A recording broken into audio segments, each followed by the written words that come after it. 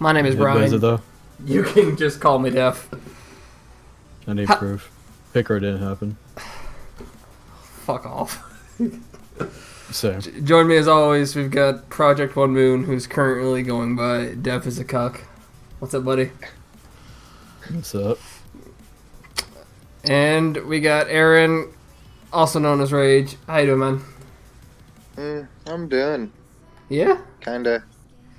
I saw you recently, but Moon, how's your week been? Decent. I mean, like, I got some company looking into me to be a system analyst, so there's that. Finally. Yeah, I know. How fucking long have you been looking for work in this field? When did you get your degree? Like 4 fucking At the months end ago? of May. It's the end of May, motherfucker. It's been a month and a half. It feels like forever. Okay? I've been rooting for you. It does feel like familiar.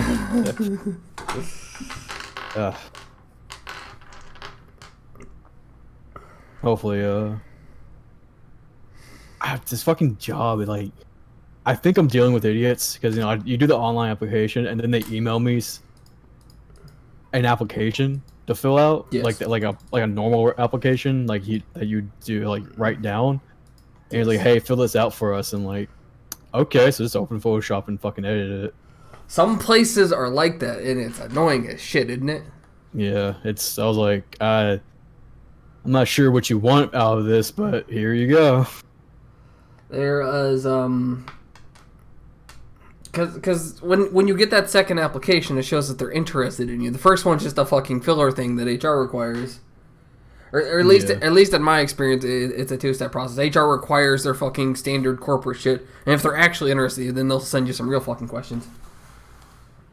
You know, I've never noticed this.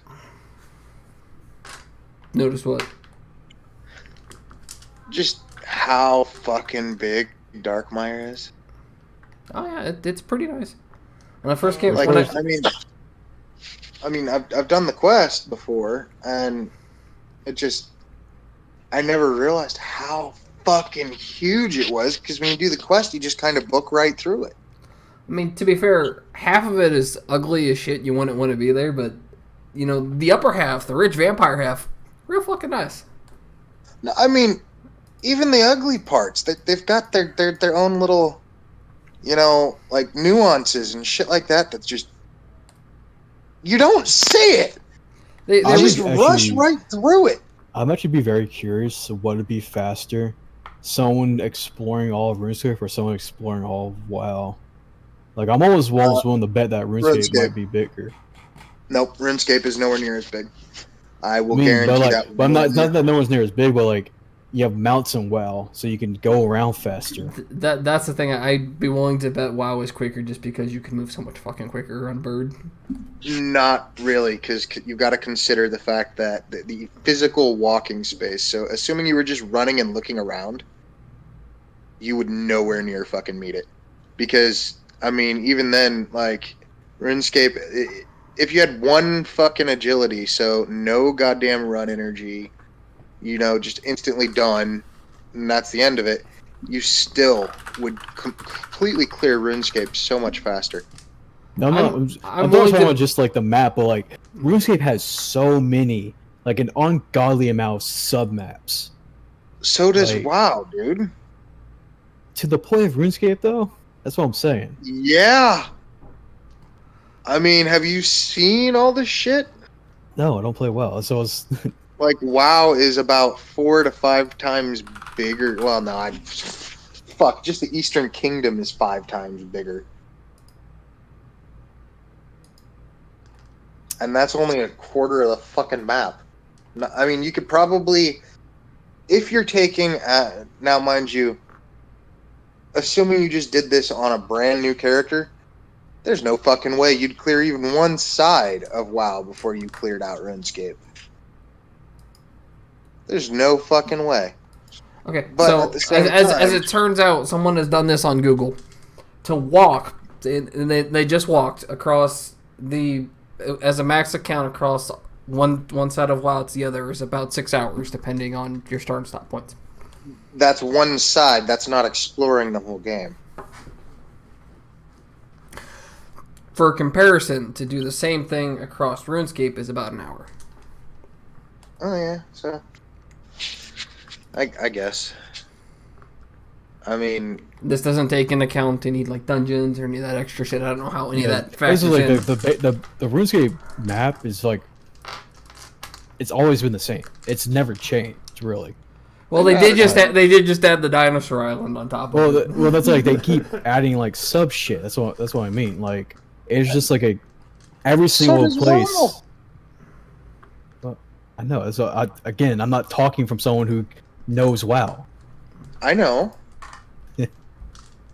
I'm just saying, so does WoW. WoW has added so much shit to itself that, like, you couldn't even compare the two, really. I mean, you could, obviously, 6 hours versus 1 hour, and that's just the overworld. That's not talking, going in and out of dungeons, whereas a RuneScape dungeon, I mean, for instance, just the whole Temple of Ikov, all of that together is maybe like 5 rooms of, like, the beginning of Icecrown Citadel.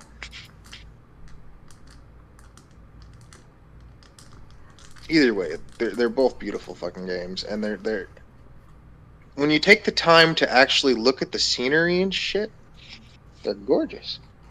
Yeah, like there's an odd attention to detail that you kind of have to respect, despite how like not graphically impressive either game is. Like there's some stuff there. It's nice. I mean, not anymore. I mean, when they both came out, they were very much impressive in their own aspects. Well, yeah, RuneScape as a Java game was stunning. Yeah, but like compared to anything else of its time, it was pretty bad. I mean, I'm just looking in general, and like, this is it's gorgeous.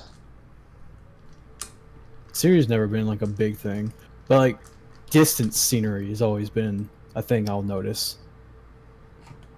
Oh like, yeah, if you could push like the draw distance, or even like pretend to push. Well, not even really draw distance. Like in Dark Souls 3, the very first time you leave the grave area and you see like that vast openness, that's what caught my eye. Like the grave area never impressed me, but like that vast like off land is always what catches my eye. For some reason, there's no real reason why it should, but it's always the far off distances that catches my eye. Looks pretty. Like, I mean, has anybody? Well, I know you two probably haven't, but like, if you just take the time to look at like the Theater of fucking Blood, yes, it's fucking gorgeous. Yeah, it looks nice from the videos I've seen of it. Like, I'm just looking here.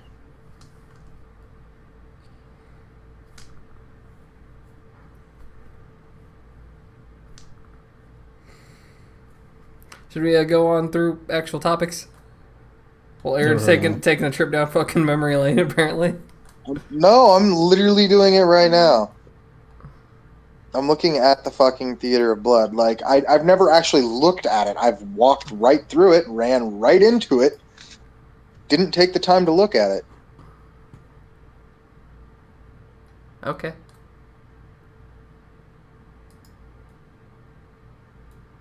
So, Moon, want to talk about Wolfenstein? Has anyone else looked into this? I have watched a very brief amount of it, and the general consensus seems to be meh. Compared to looks like a cash grab. What was the previous game? Fucking New Order or something? All of the Wolfenstein games have always been like very well received because they're decent games. The last couple were like really high rave reviews, and the results for this one seem to be meh. Like I've seen one guy describe it as like there's something here, but they buried it in shit. Yeah, it's. I don't know how true that is, but that seems to be the consensus. It's. Would you like to go into detail? Well, I mean, I don't really know much detail because I don't fucking play the game. But like from what I've seen, is like the first preview of this, it was like people looked into transactions and looked into like the microtransactions months ago and was like, or a month ago, and was like, what the fuck is all this? Like, why is this in this single player game? and well, not single player, but like a Wolfenstein game. And apparently, it's I think Army of Two, but like back when Army of Two wasn't good anymore. Like it's forced co-op. You cannot pause even in single player. It's like it's Bethesda. Honestly, it's Bethesda. Like I have no hope at all for the next Skyrim game. Like I don't think Bethesda's release has reassured me in any way since Fallout 4.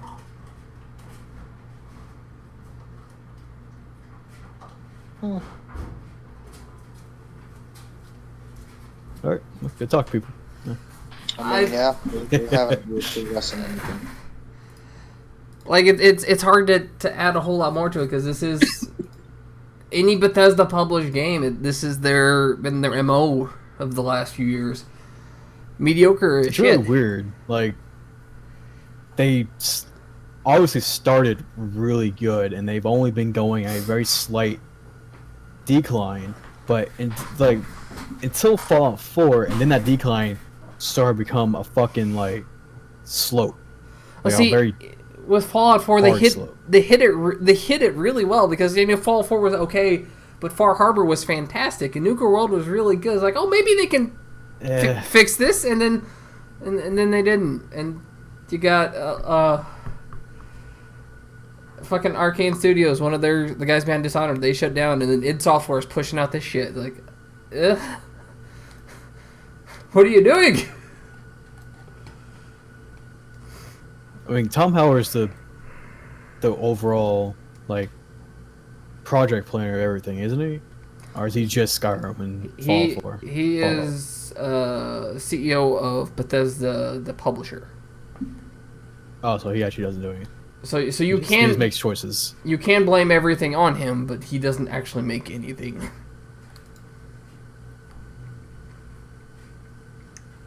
I don't know. Someone at Bethesda needs to learn what video games are again. Yeah, whichever shareholder Honestly- or fucking bigwig is making these decisions needs to stop. Because you're Honestly, hurting your you know what bottom it comes line. down to? Yeah, honestly, what it comes down to is like they're making the exact same decisions EA make, like Oh, yeah. the exact same. Cash And grab. EA obviously is not the right one to follow footsteps of. It's very interesting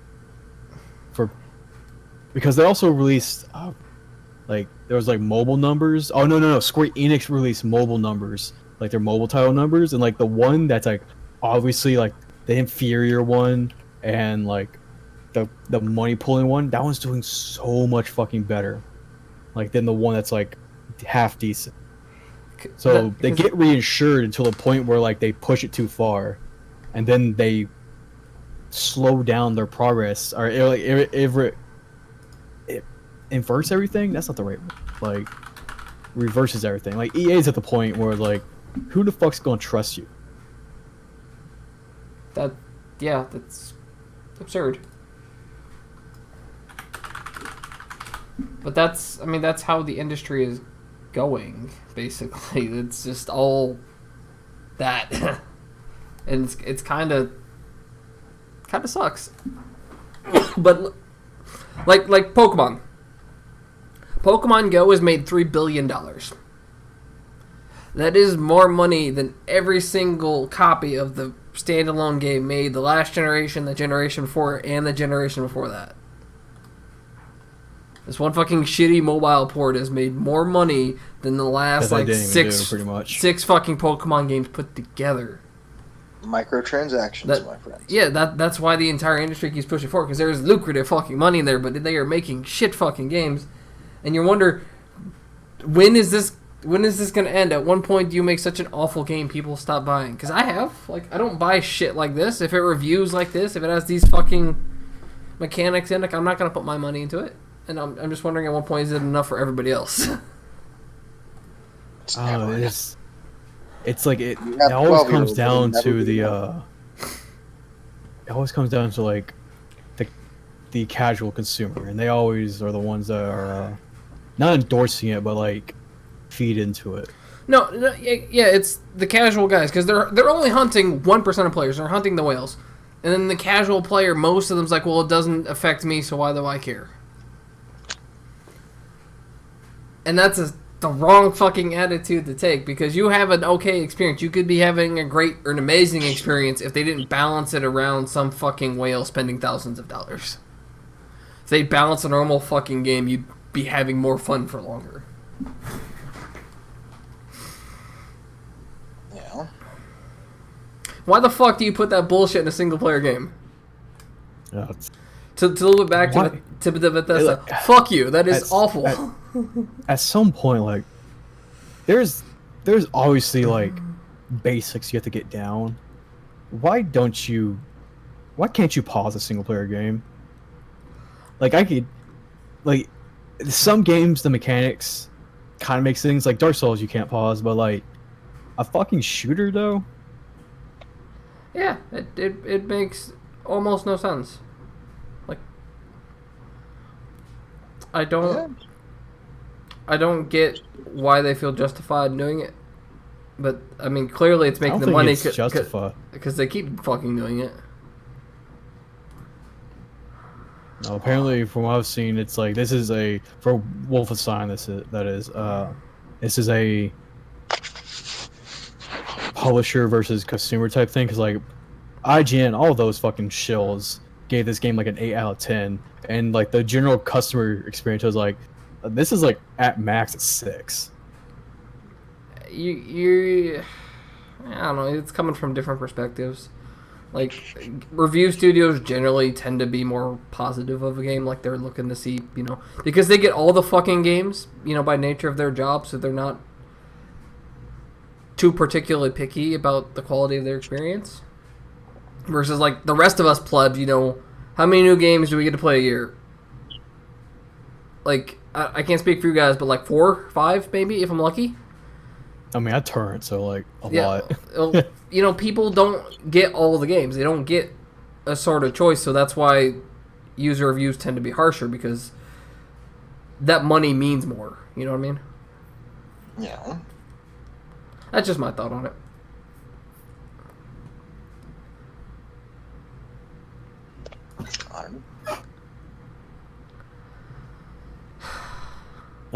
It almost seems like there's going to be like a collapse sooner or later.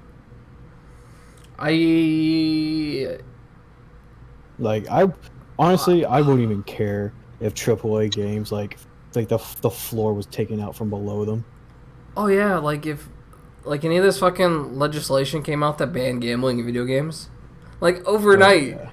Like half the publishers, because they've turned their entire business model around that. Overnight, those fuckers would be in free fall, and it would be hilarious.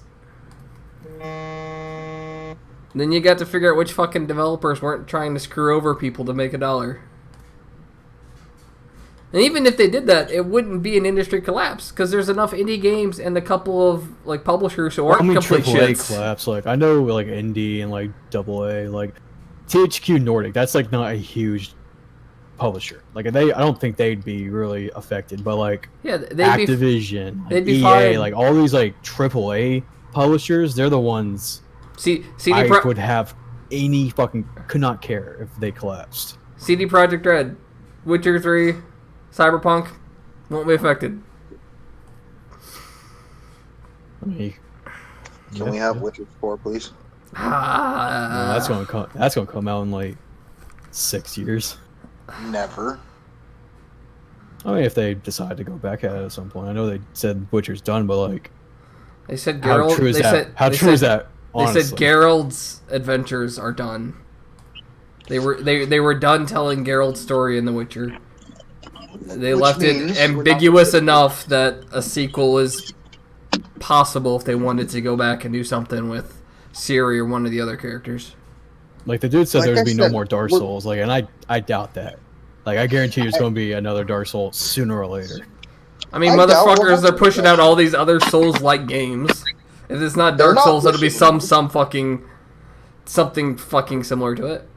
Well, that's the point. They're coming up with similar games, but since 3, we really haven't had shit. Not anything good anyway. They've only published one game since 3, and Sekiro to you wasn't good, but Sekiro for a one-time the replayability of Sekiro is bad, but Sekiro as a game, I would say Sekiro is a very solid game.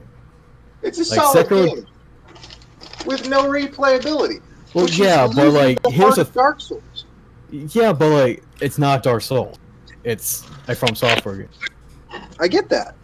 But my point is, we're not going to get another Dark Souls because they said we're done with Dark Souls. No, you're gonna We get need, like, fucking pro game. what the fuck's the Elden new one? Ring. Yeah, that one, Elden the Ring. fucking Game of Thrones one. You'll be fine. Mhm. No. Fucking hard ass bullshit killing people. You never. That's like fits right fucking in with that universe. That's what I'm saying. Is like I don't even believe them that they say no more Dark Souls because I think eventually that even though you're over something, that itch for that creativity sometimes comes back, and he might. I forgot the dude's name. It's the fucking Japanese Miyamoto? dude. Yeah, Miyamoto. No, he might be like in 6 years. Like, you know what sounds kind of good? A fucking Dark Souls game. Oh, and even if they don't, they'll do some fucking prequel or some Demon Souls sequel instead of Dark. Like they'll find a way around this. Like that franchise physically- isn't done. That franchise is not done. They physically cannot make a Demon Souls sequel. Sony owns the rights to it. Sony won't give them the license back. No, they own the rights to the first game. That's why it can't be republished. They own the IP to make a sequel. There's not going to be another Demon Souls. They've already said that. They said that the first time, and then they came out with Dark Souls. All I'm saying is it won't be the end of it. They'll find some loophole like that to get around it. I don't even really loophole. I mean, Or I mean, he could just That fucking shit change his changed. mind. Yeah. yeah. I mean, he could. Honestly, I'm waiting for Bloodborne 2. Might happen. Actually, that one is almost all confirmed going to happen. Sony had talks with FromSoft about another exclusive. Another exclusive, not necessarily another Bloodborne. About a continuation on one of their previous exclusives. Either Bloodborne or Demon Souls. Demon Souls story is fucking done. There's no changing that. And Demon Souls isn't about cycles. I mean, that Whereas could be a new story. I mean, like, look at like really think of like just the story of the first game. You could really chop that up to be a one-off game if you really didn't dig deeper. It is chopped up to be a one-off game. So I was saying that like they squeezed 2 more games out of it just because they're like, oh, by the way, remember when we said there was a cycle? Like, hey, we're just gonna keep going with that. Well, no, I'm talking Demon Souls. So like, that's what I'm saying. Dark Souls 1, like that game could have very easily been like a one game story that what they did is they took that story and extended it. Demon Souls, they could find dude, they ended Dark Souls 1. That's what I'm saying. Like you could have stopped at Dark Souls 1 and no one would have asked a question. Like, do you realize what you did in Dark Souls 1? You killed gods. Like, yes, I get that. But in Demon Souls, there's only one entity. You've killed it. That's what I'm saying. Like back. they did it Dark Souls 1. They did it Dark Souls 1. Where they took one little aspect and was like, we can run with this. I just guarantee there's something in Demon Souls they can run with. Yeah, there's been a lot of fucking supposedly closed doors that they found a window to slip through. Like, video game fucking writers are really fucking good at that shit. I get that. I'm just saying, I see Demon Souls being done, which, more than likely. Bloodborne, there is plenty to go off of. It really will come down to what they really want to do, because Miyamoto has already made it very clear is like he's going to do what he wants to do. Yeah. Shit's too fucking I mean, short to do Miyamoto otherwise. wanted to be done at Dark Souls 1. Miyamoto only made Dark Souls 3 was because everybody hated Dark Souls 2, because he didn't make Dark Souls 2.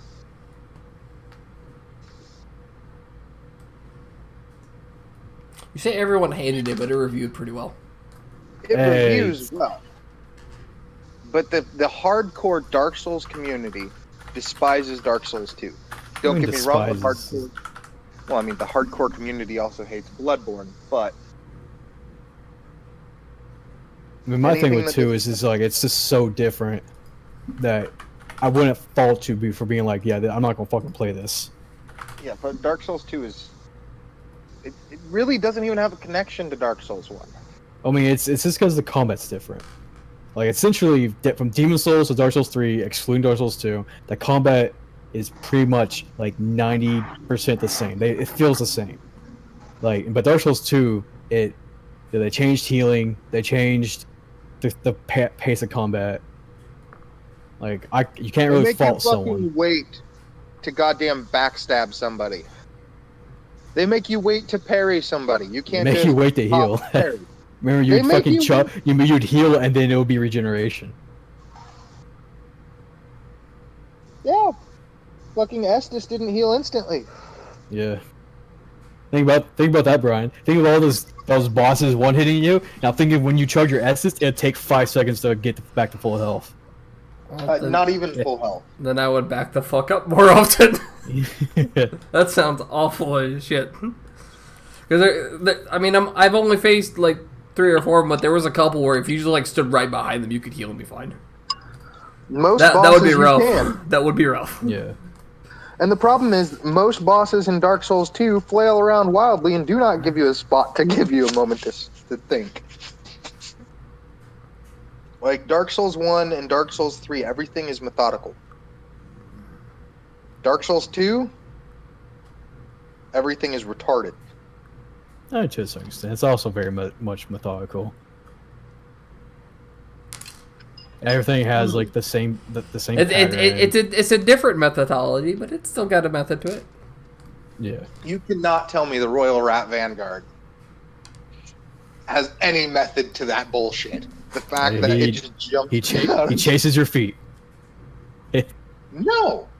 The Royal Rat. You're thinking of the Royal Rat King. Royal Rat Vanguard's the big one with the 5 poison dogs that jump out at you. Let me Google it because I don't remember. There's 2 of them. There's 2 bosses to get to the same fucking area. One of them is a pathetic pushover. You know, there's 1,000,002 fucking rats and you just destroy them. That's like when you walk in on the Oh, that one. It's the giant one that has like little small ones after you. That one. Yes. They bite you twice and you're freaking toxic. You're not poisoned. You're dead. Oh wait a minute, that's not the giant one. The Vanguard is the one that has a bunch of them. But I know which one you're talking about. You're talking about the one in the water area, and you walk in as one giant one. I forget which one that is. It's another Royal Rat Authority. Royal Rat Authority. Royal Rat Authority. Yeah. Okay, so Authority and Vanguard, the 2 fucking, they're close enough, and they're fucking it's bullshit. Literally one word off. One of them you think is a Sith fight. Come to find out, no, there's 3 little midgets that bite you, and you're now fucking toxic and gonna die. That's not even the worst fight of that game. That's by far. No, it's not, but it's annoying because it takes you by surprise. It's not something like, because here's the thing, like normal Dark Souls 1 thought process, Dark Souls, Demon Souls, even Bloodborne, when something is going to come up and hit you out of surprise nowhere, it happens in the world. It doesn't happen in the boss fight. Dark Souls 2? Oh God, it's always the boss fight. It's always the boss fight. I mean, think of the Dark Souls 2 world. Like, you could run into that boss. I forgot which. The Punisher, the Silver Knight dude. You could run into him early and kill. Yeah, the Pursuer. You can run into him early and even fight the boss before you actually get to the boss room. You can, and if you're playing in the fucking goddamn, what you call it?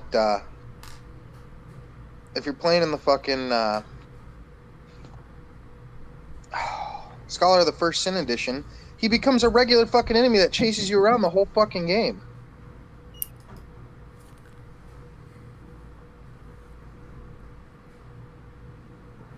You know? Sorry, I'm back. So yeah, you're gonna play through all 3 of them, Marjorie? No. Why? Yeah, of course you are. At least do 3. At least 3. I don't own 3. 3 is the easiest by I'd have to far. buy- I'd If have you to buy like it even separately. slightly enjoy the first game, you'll enjoy 3 a lot more. I Because 3 is wouldn't like a say lot more 3. new player friendly. Okay, so I wouldn't say 3's the easiest. Because here's the thing. The way 3 gets you is most of your main bosses are easy. Easier, per se. But your alternate bosses will fuck you up. I mean, think about it. If you just took Brian right now as he is and dumped him in front of the Nameless King, Yeah, but like the name of Or this game even is not Champ. even.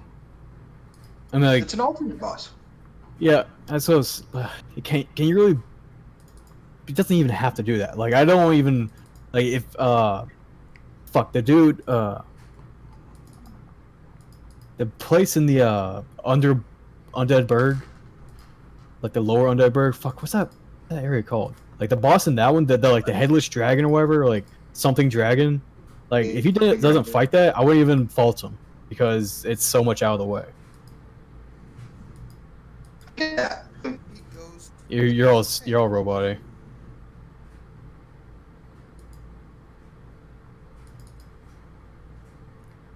He died. Hello? There you go. Okay. So Gaping Dragon in Dark Souls 1 is still an easy boss. And it's not even out of the way. That's the normal method to get. No. The normal method is just taking master key. That's the normal method. Well, that's called the I figured this game out. Bullshit. I'm going to fix it. But the proper method is to go down and go, fucking lower Undead Berg and do all that fun shit.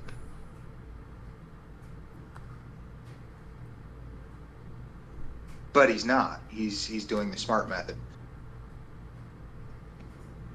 I mean, you can't even say it's a smart method because you really pretty much have to go that way, or you have to take the master.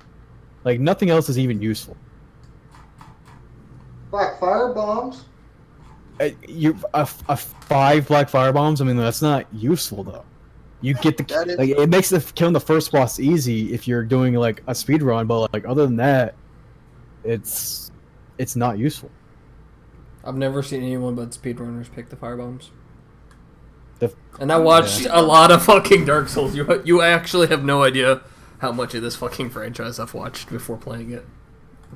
Like, I'll hand it to Dark Souls 2 and 3. It didn't give you like an ungodly, overpowered item to start with every single time. Like, there's choices that, like, depending on your build and all that, they're like you'll make different choices.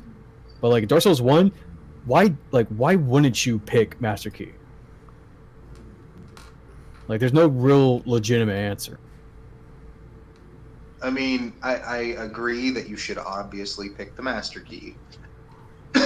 But at the same time, you can get by without it. Yeah, I mean, yeah. Most much of us. That's like Dark Souls 3. You pick the fucking life pendant. I thought it was a life ring. Life ring. Sorry, I said Yeah, pendant. you're right. But you always pick the fucking life ring. Unless you're a What was the masochist story like again? me. Well, I think, isn't there a Twinkling Titanite you can take as well? And actually, in Dark Souls 1, there is a very useful one. There's the Twin Humanities. I fucking immediately typed in RuneScape 3 for some reason. Good job. Oh, a young white branch. That could be useful if you want to go to the that whole other area early. No, that's Dark Souls 2 I'm thinking of. Never mind. Yeah, no, that's not what you're thinking of. I mean, a divine blessing's okay. I mean, divine blessing's always a good choice. So is the hitting blessing, but nah. Honestly, you'd go with the fucking life ring. Yeah. I mean, it's the most. It's the most useful of them all. Yeah, I mean, I can't wait to watch him fight fucking Gundyr. It'll be great. And he better fucking fight champion Gundyr as well. So, shit talk Dark Souls 2. Dark Souls 2 had like the most variety for the starting items. You got the best ones are obviously like the life ring. You could take a bonfire aesthetic or a petrified something. No, you always took the bonfire aesthetic. There was no getting around that. You wanted to be able to reset the bonfire at the dragon hunt or dragon rider and roll off the edge and watch him fall to his death twice. Because that gave you 50,000 souls. But that's not. You have to be careful with that shit in Dark Souls 2 because the leveling, the summoning system is different. I get that. But at the same time, it wasn't too difficult. If you were good, I mean, if you're doing a good run, obviously you don't go down and kill the fucking giant first like every goddamn noob does. Sorry, I was lighting a cigarette. You start off by running over, killing the old dragon slayer, then kill the dragon rider. Once you've killed the dragon rider, I mean, you don't have to fight the dragon rider. You just stand there, count to 5. He takes a step in the outer circle, and you roll, and off he goes. Run upstairs, punch the bitch off the ledge. Since you punched her off the ledge, you get her souls, another 10 fucking thousand, and the key to turn everything. Warp back to the bonfire. Hides Tower of Flame. Burn a bonfire aesthetic. Run back up to where the dragon rider is again. 1, 2, 3. Roll. He falls right off. Now you're sitting at anywhere between 50 and 70,000 souls, and the key to turn the damn well, so you can go have instantly, like you can instantly get curses and hexes. No, or you just kill that chick immediately and get it. That's what I'm talking about. You punch her right off. The first time, don't equip any weapons or anything. Just punch. She staggers every time she's punched. And you just punch her off the fucking ledge. I remember finding out she could do that and be like, guys, there's a whole other area. Yeah. That's a bad fucking area. The only way that place is worth it is going in backwards. I don't mind it. Like, I mean, going up to like the boss is kind of fucking annoying when you're learning it, but like other than that, I don't really mind that area. I mean, honestly, I didn't find any bosses in Dark Souls 2 too damn difficult. There's only one I hate with a fucking passion, Which and that's that the one? Sentinels. The fucking Sentinels. Yeah, the Sentinel's pretty bad. I fucking hate them. It's a triple fucking boss fight. Yeah. I mean, you kill the first one, and you see the second one hit the ground, and you're thinking, "Heh, I got a little bit of wham." No, I don't.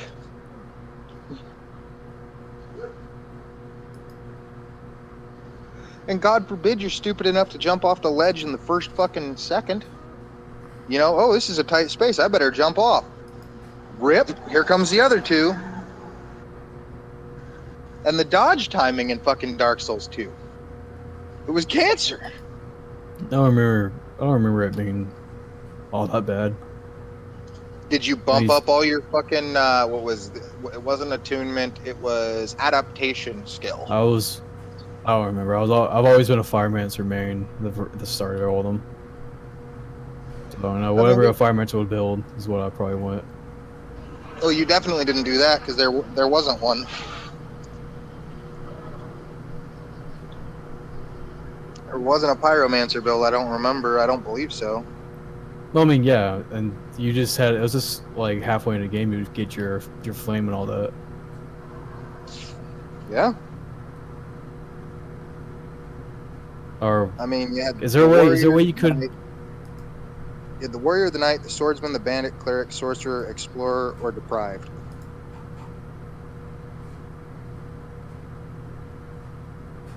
That was it. You had to kill not the Sentinel, but the pirate boss. You kill him and you get your Pyromancer flame. And Yeah, you You need to go through the dark wooded area that you say you don't like. So it comes down to No, you like, don't. well, You don't have to go right? through the dark wooded area. You go through Hyde's Tower. You kill the Dragon Rider, and then the next one is the Flexible Sentry. Oh, so yeah, you just killed 2 bosses, and you really can get your With no fucking abilities. Because you get the Pyromancer Flame right there, but the dude sells sorceries. And he gives you, I think, regular Fireball. It's not good. And it's not early on, and it doesn't do a lot of damage. They learned their lesson from Dark Souls 1 Pyromancers. They sure as fuck learned their lesson from Dark Souls 1 Pyromancers. Good God. I mean, When we walk out in Great Chaos Fire Orb 2 times and their boss is dead, they kind of figured. to a certain extent, like, in 1 and 3, they do a good job of saying, hey, one build can't destroy everything too well, except for one with his sorcery. But like, Yeah. there's always like fire resistant bosses. They do really well making fire resistant bosses. They do, but when Gwyn, the Lord of the Flame, is fucking weak to fire. I mean, he's not really he's Lord of the Flame, but he's a lightning dude. He was never a fire dude. I get that, but the fact that if you look at his weapon does fucking straight up fire damage. Like, it's not even physical damage, it is fire damage. And his whole shtick is fire. He grabs you and explodes you. Huh? I mean, the first flame, but like...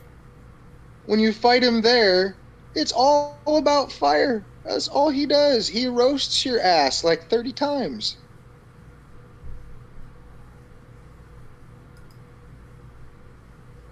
I mean, he grabs you and blows you the fuck up. Yeah, I remember that, but I don't remember any other fire abilities. He throws a fireball at you.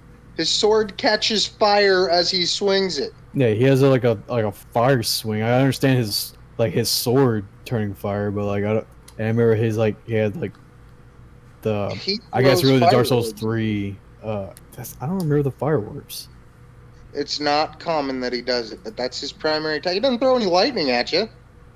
Yeah, that's them not doing shit. Like he's literally they literally show a cutscene of him throwing lightning. And he really showed throwing lightning. Yes, I know that. That's what he was known for. But then he became the Lord of the First Flame after that. And at that point, he just kind of became a bitch. Yeah. That's what describes Gwyn. He was literally so much of a bitch he could not handle time passing, and his age ending, so he extended the First Flame. Not only that, he's easy to parry. Yeah. He's a hella easy parry. Brian? Yeah. You alive? I'm fucking 5 hours into the fucking game. I have nothing to contribute. What's your favorite boss? Again, I'm 5 hours into it. I can't give you a the proper answer. the ones I killed like a couple weeks ago. I don't know. You're playing single player, right?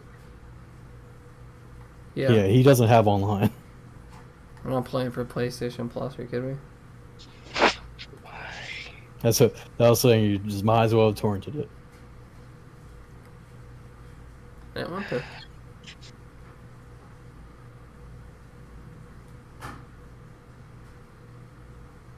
Oh, God. What? What's wrong with you? Just seriously, man, it's not hard. Coming from someone with thousands of hours into the franchise? I beat the game the first time through. It wasn't hard. I don't believe you. Wait, what are you arguing about now? Wait, why did this come up? Beating Dark Souls the first time. Yeah, but I was like, Like, but like, that it's wasn't where the not. conversation was at. I asked him what his favorite was, and Yeah, he but just he's just not far into it. Well, yeah, Motherfucker, but you I should- fought like 4 bosses, 3 bosses. Then get to it. Go fight the other bosses. Go explore. Motherfucker, ask me the question when I've played more of the goddamn game. Go play more of the goddamn game. What are you doing on here? Talking to your ass. Why? That's your first mistake. Exactly. Why? I You, mean, you do play some off, don't you? No, I'm wrong because Nope. I just missed it where you killed Havel. like, I mean, Dark Souls 1, it's not difficult. It really isn't. A lot of people will bitch and be like, yeah, it's fucking hard. No, it's not. It's Dark punishing. Souls The 1 Dark Souls is punishing. That's all it is. It's punishing if you're not paying attention. Yeah. I'm just waiting. When you go to do Sen's Fortress, tell me. I don't care what is going on. So he watched me do Sin's Fortress, but so it really is going to come down to what does he remember.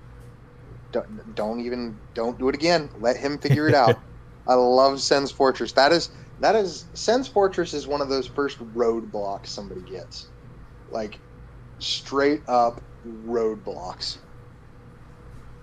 You know. And then There's a lot to explore in Sin's Fortress. Like if you just watch me go through it, I did not explore the fucking thing. I did exactly what I needed to. I'm assuming you went right across through the pendulums, around up through the next pendulums, wait for the fucking boulder, run around, cut across the room, wait for the boulder, sprint. The first time you see the boulder, I remember I went to it. I sat there, put my shield up. I said, "Sit here, wait half a second." The fucking snake snakes in the thing, and then bam, just run past him. Oh yeah, and then you bolt it up to the next fucking door, get in there, run across through the room, and then you Sin's fucking Fortress wait. down at this point. Like I could. Sin's Fortress, it's dumb as this sounds, we've done it enough. We can do that shit blindfolded. It's consistent. It is very consistent. Yeah. We can do it blindfolded. Like the poison area in Dark Souls 2 is harder than Sin's Fortress. Like once you reach the castle or whatever the thing on top of the hill, that's where I'll say that's harder than Sin's. I want to argue, but at the same time, it's not worth it. Because until you get Sin's Fortress down, Sin's Fortress is your first fucking roadblock. It straight up is. Because think about it. How often... Think about what's right in the middle. You get a great weapon in the middle of Sin's Fortress, Brian. You're going to get a lightning spear. Enjoy that. Okay. It'll probably be one of the best fucking weapons you have for a while. I mean, he's using Zeander, so... I mean, he can use Zweihander, but the lightning spear gives fucking split damage. I'm kind of digging the sword. Oh no, but here's the other kicker about the lightning spear. You can hold your shield up at the same time as you attack. Yeah, you can poke people. It's great, and you will need it. One of the best weapons you can just find is like the Crystal Halberd, like right when you hit Analondo. And it fucking deteriorates so quickly. I remember finding it, I was like, oh man, this fucking weapon's awesome. I'm like, oh, it's gone. Well, that's like the freaking The Drake sword. Yeah. Yeah. Start doing heavy attacks with it. Oh. Like, oh, this weapon's awesome. Oh, it's gone. It's gone. Oh, that's not good. And then you start to learn how to use them, and then realize durability isn't a thing. Like, all the good weapons, they have fucking essentially unlimited durability.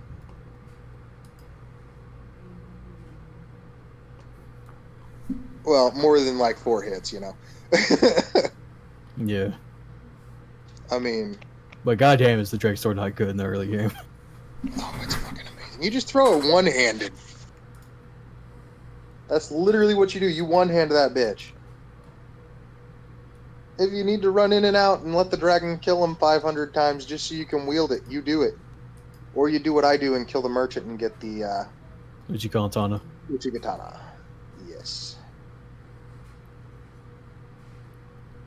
I mean, that's just the way to do it, my dude. I'll keep that in mind. I mean, the Uchigatana is probably one of the... Actually, fuck the Uchigatana. The weapon you want is the wash pole. As if he's going to dex build, but he's going. I think he's leaning towards strength. Again, with the I like the big ass swords. I mean, I guess you can have your big ass swords. That you upset me. You disappoint me, Brian. Like, I like to explore like different playstyles in video games. Like, I do a lot of mages, a lot of rogues. That's why for Dragon Age Inquisition I went with the shield thing. And for this one I'm thinking I just want to try big ass fucking weapons. You fucking played Dragon Age backwards. Like, it still bothers me. Like, you should not play a mage the first 2 games, and you should play mage the 3rd game. And it's like, you're like, fuck all that advice. I'm gonna be a fucking rogue in the last game. Well, you're a hoe. Was he a rogue the last game? No, he was a... I was a shield fighter. Ew. I had Did you even play a rogue at all? No, he never did. The fuck is wrong with you? Didn't want to. What? If I want to play rogue, I'll fucking play Skyrim. I mean, Dude, that's very different. That Very is different like, games. Yeah. I mean, what the fuck, man? Didn't fucking want to. What the fuck more do you want from me, you goddamn assholes? I want you to be a good gamer. Yeah, we're trying to be the best part. Motherfucker, that ship sailed like 20 years ago. I mean, good God. You want to play fucking Guitar Hero? No. Huh?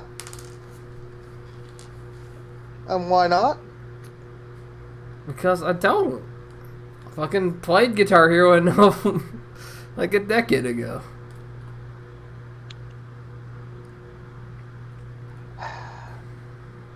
So... I've mentioned this before, but it takes a really special fucking game to get me to replay it. Guitar Hero was not that game. Guitar Hero was that game.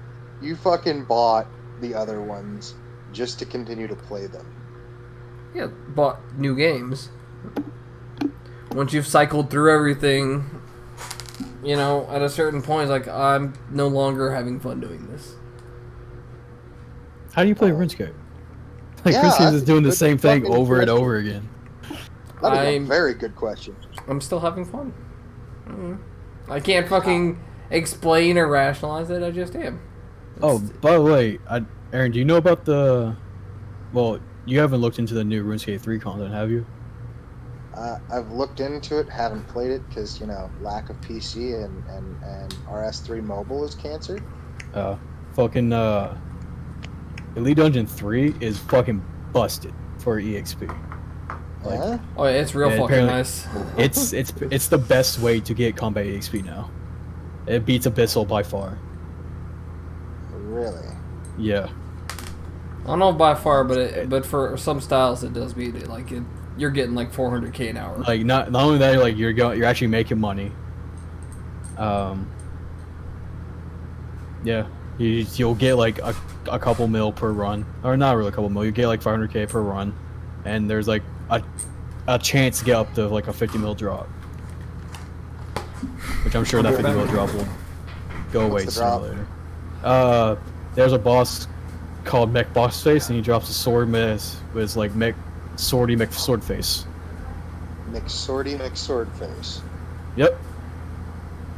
Okay. Alright. What's the fucking... What's it do? You'd have to look it up. I'm gonna look.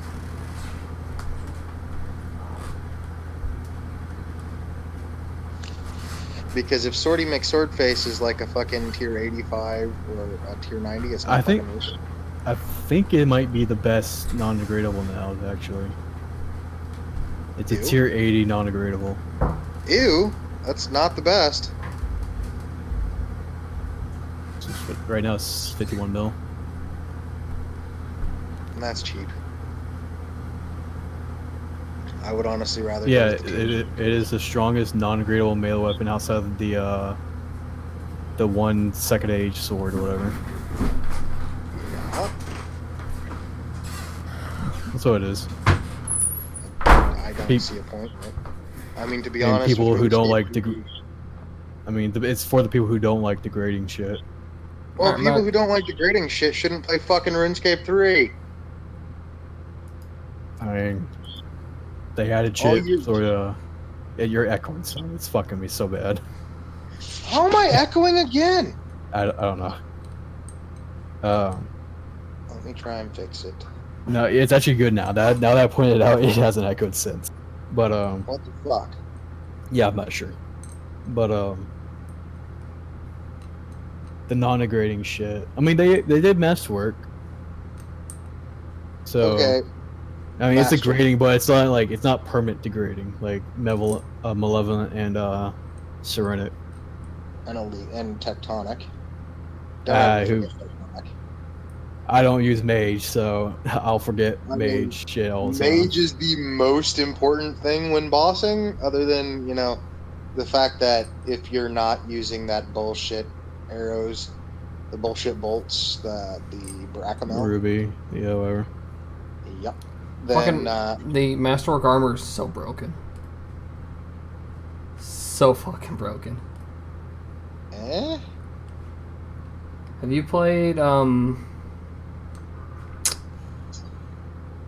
you played Payday 2, Aaron? no. Okay. Well, it has a similar mechanic to the Stoic perk deck from that game, to where Really? you take a lot of your damage up front, but part of it is dealt over time afterwards. It's like 80% instant damage, but 20% of the damage while you're wearing the custom fitted Masterwork is applied over the next 2 seconds. So you can tank like a 10k hit and just like quick as fuck spam food and survive. I might need to actually Like look that, into it. like if you're going melee, Trim Masterwork is fucking broken as shit. How often would you go?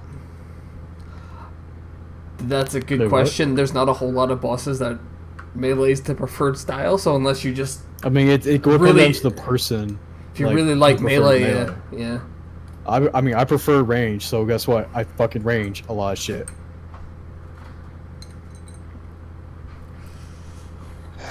Fucking, did you know Thor fucking has a 120 range cape now? Yeah, I saw. Fucking little cunt. Motherfucker bought Saren Godbow too. He had that before I left, though. He was his budgeting. He just sold all his shit to get it. But now, he ran Elite Dungeon 3 so many times. I'm sure he does well on money now. Is that what he told you? He bought half his I mean- goddamn setup, and you know it. Well, yes, because I introduced it to him, but that's how he got it the first time. But like, I'm telling you right now, I've ran like maybe 2 hours of Elite Dungeon 3, and that was 10 mil. Yeah, it's real fucking nice, isn't it? Yeah. And it's not nearly as forgiving as like brutal as the first one is. It's shit for tokens, but the It's- cash you make out of this it's- is so nice, so fucking nice. It's for some reason I'm not sure why they did it, but like they made the third one easier than the first two ones. Because the biggest complaint for the first one is that the trash mobs are too hard. And to be fair, they were. That shit would wreck you. The second one, I mean, if you brought super anti-fires, it wasn't that big a deal, but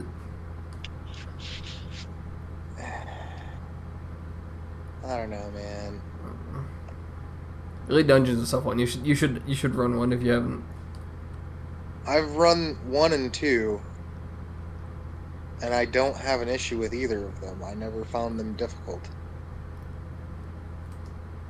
I mean, Elite Dungeon is not hard because you can fucking leave at any point and come back. If he couldn't leave at any point, it'd make them considerably harder. More than likely. I mean, they'd be damn near impossible for most people. If you had to do all I three of those don't have fucking an bosses issue. in a row. I don't have an issue, but that's due to the fact that we do heavy bossing in the clan that I was in. You know, if we didn't do as much bossing, I could definitely see it being difficult, but I mean, the sheer amount of bossing we used to do, no. There's no fucking way.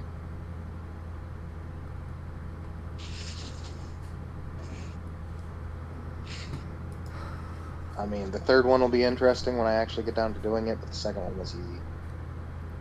And the first one was a fucking cakewalk. True. So, It was super long. The first one I fucking soloed. Yeah, nothing's impossible not to solo. Yeah, I mean, you can solo all of them. It's not easy, but you can.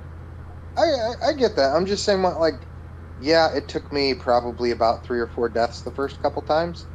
Because, for one, I did not know how to deal with the fucking rangers.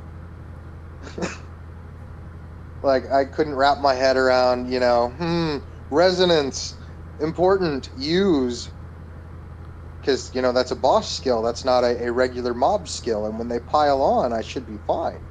No. Use resonance. Importante. Yeah. So, should we get to, like, another actual topic?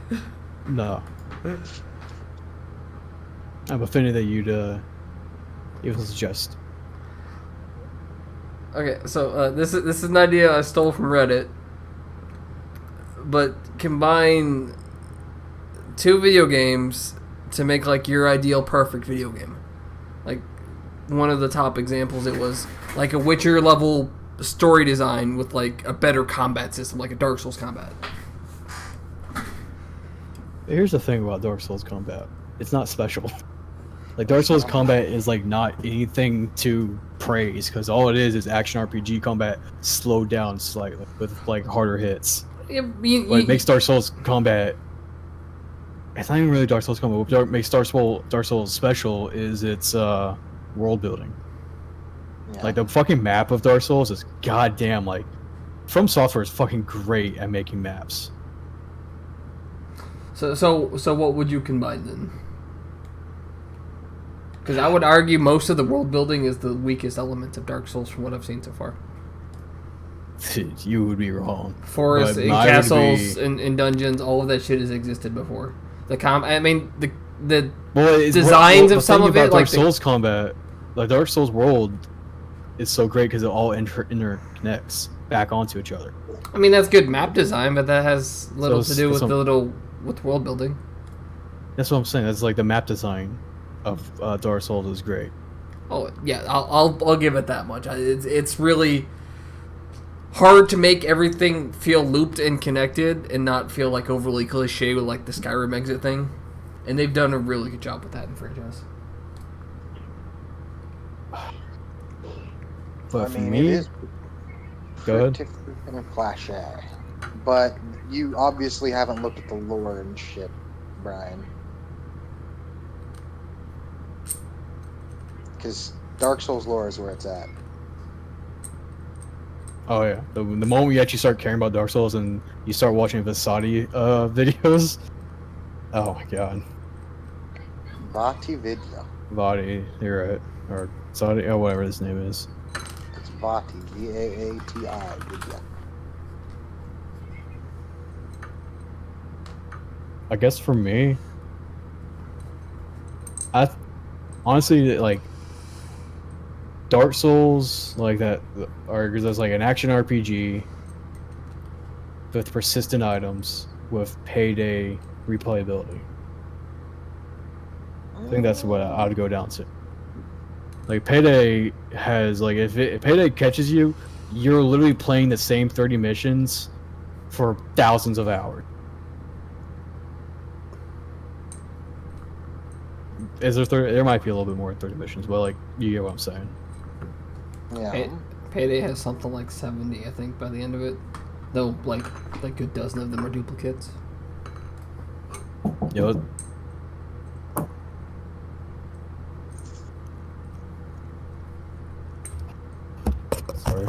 I'm back. Housekeeping. Yeah, no shit. How about you, Aaron? What would you combine? I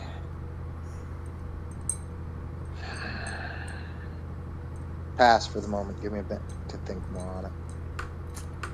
Or even like cool Pass. game ones, like not even their ideal ones, like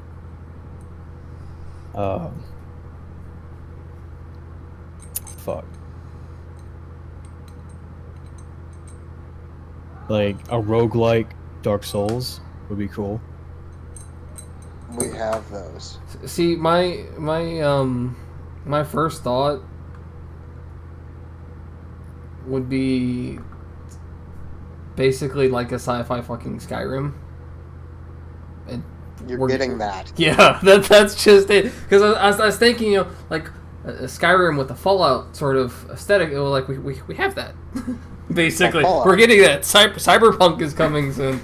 So I was like it's a rough one to try and piece together. I think I'd still probably borrow The Witcher. I'd go with, because their questing is so fucking good. It's so, like, it feels so like well written and like tied into the world. I'd want to use that element of it. Like, you take the writing team that did like The Witcher and all that side questing, all that design work, and then you combine it with literally any other fucking combat system.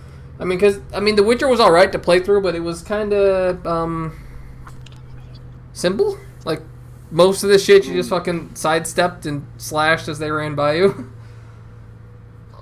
Agreed. I mean, I do agree with the post where they said, you know, freaking Witcher and Dark Souls. That makes sense. I honestly, I'd kind of like at least the magic combat from like Dragon Age 2. I really enjoyed playing. Mm-hmm. So if you just took that without the fucking pause. Like, Sorry, go ahead. without the pause? I'm not the pause. Yeah. Pause. If you take the Dragon Age 2 combat, remove the pause button, and then you give it like the Witcher style of world building and, you know, quest design and all that shit, I think it'd been a better game, because the story was definitely the weakest part of that one for me. I think I'd like just another, like another game like Dragon Age 1 and 2. Like, I think the closest one is Knights of the Old Republic, but other than that, what else is there? I can't think of anything else off the top of my head. Like, it is such an odd like subset of a genre there. Baldur's Gate. No, that's nothing like it, because you're actually playing from a top point of view. Yeah, Baldur's Gate is only isometric versus, you know, Dragon Age. You're third person. You're with the character. It's just a different feel to it. Yeah. Those, I mean, he's right. Some of the core mechanics have like some crossover. Yeah, essentially, you can really chalk them up to be the same genre, but like a third-person shooter and a first-person shooter, you really can't compare too much because they have very much different feels. Yeah. And I can't think of anything else with that sort of feel. Like, there's just not a whole lot of, like,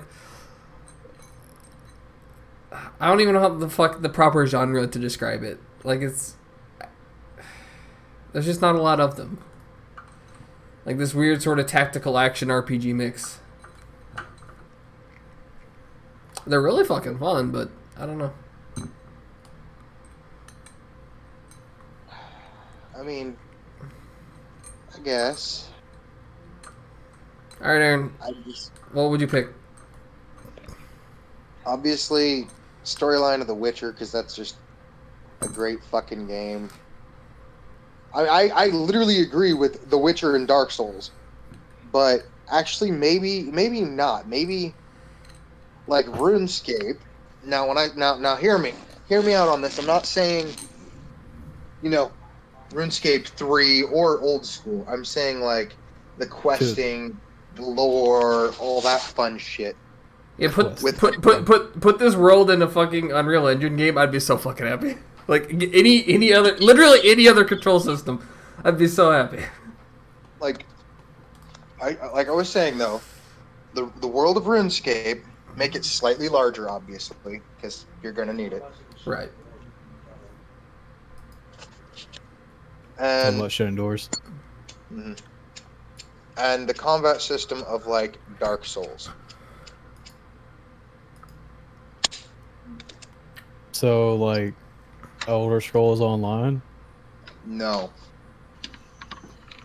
God no, because Elder Scrolls Online is fucking Skyrim with multiple people. Not quite. Like that was Pretty that. fucking Basically. close. That's the way they pitched it. That's not really the way it plays. No, it plays like fucking moist shit. I would like. I mean, think about it. If, for instance, say you were doing Slayer tasks. I know, woohoo, everybody's favorite. But if you had to physically go and enemies dropped shit and you had to search them and find that, like RuneScape, or if you decided you wanted to go out and fucking cut trees and shit, you know? I think what RuneScape does best is like stupid tasks are made important. Yes!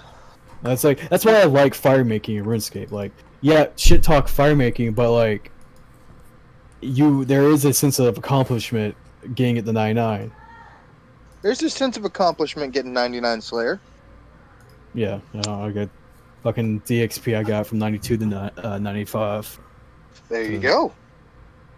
You probably made fucking. a decent amount of cash. I had made decent amount of cash because I was fighting ice worms or whatever, and got a double light staff of spear, light staff of light. Yeah, you're right. Staff of light. Like Fuck you. one worm dropped two of them. Fuck you. Oh, yeah, that was nice. Pointless, but nice. I mean, it's 2 mil right there. It's 2 mil, but you get what I mean. It's Yeah. not a. Whereas if you go, like, if you get fucking lava strike worms, that task is going to net you probably about a mil just from literally the ashes alone. Also, Brown, don't you get that PK'd task, like every single time you do it though? I do. I get I was absolutely just about to destroyed. say. I was Like- just about to say you can get fucking annihilated, but what you do is you go out there with like black d'hide, a set that costs you fucking 5k. Like 60k, if that. You run out with a wilderness sword, since it doesn't I have to cost you do. anything. I have to fucking do like the Demon Diaries. Edgeville bullshit though. That's not hard. I have to do it though. It takes like 10 minutes though. I have to fucking do it though. All right, I'll Then be do back. it now. So you fucking do God. that, and then when you step out in the wilderness, you locate the fucking Hellfire bow. Half the time to PK you fuck them up. I mean, you really do. It doesn't require any arrows or anything. You die, what are you going to lose? A glory? You're going to lose I your black guess. d'hide. And I then mean, there's roll d'hide with like not the dragon crossbow with like the. What's the black dragon crossbow? I can't remember what it's called, but the one you have to make the queen black dragon blade fire on. I can't remember what it's called, but like bring that. Yeah. That's trash tier cheap shit. you could do that, but that's not even that's wasting too much. The Hellfire bow costs nothing. That's if you get it. If someone hasn't picked it up already. That's why you hop worlds. That's what the world hopper was made for. One in every world. You got one in every world, and then they cap it all off. It doesn't cost you ammo. When you die, yeah, you're gonna lose your black d'hide. That's just gonna happen. My 60k. Not even 60k, my 6k. But It you're gonna might. keep. You're right next to a bank, no less. Like physically, lava strike worms are physically next to a bank. So you kill 5 and you bank. They're great money. And if you're smart, when you're done with them, you go make aggression potions. God, fucking aggression potions cost so much. Not if you make them yourself. What's it take to make? Um, I'm looking it up. You don't have to say. I don't remember. I mean, you have to get the ashes from the lava strike worms.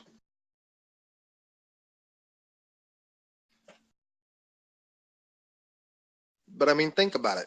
An enemy that takes 2 minutes to kill at the most, you get 5k per. More than likely, you're getting. Actually, sorry, you're getting quite a bit more per. Plus, chance at better drops. God damn! It tastes. Hey, you better be fucking collecting the searing ashes yourself, because they're 40k each. Yeah. And then You the get a searing clean ashes. bloodweed is 18k each.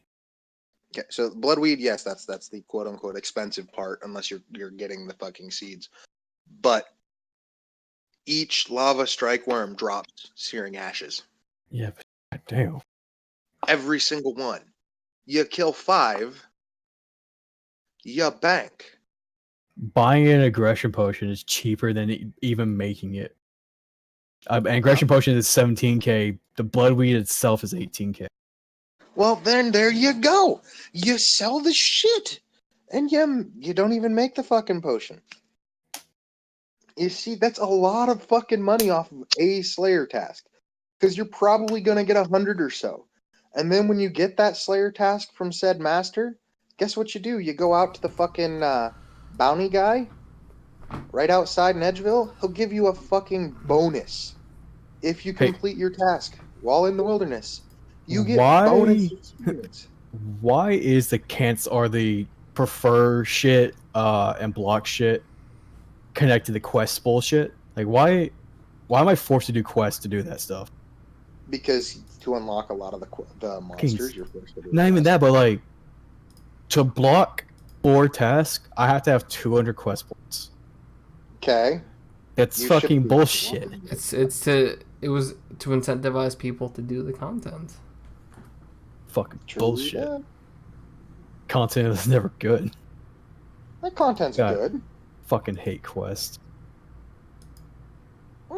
Depending on the quest, there's some of them I fucking infuriate and hate with a fucking burning passion and can go rot in hell. For example, one Tell us small how favor you- can go fuck itself. Tell us how you really feel, Aaron. Yeah, one small favor can definitely go fuck itself and never come back. I hate that quest.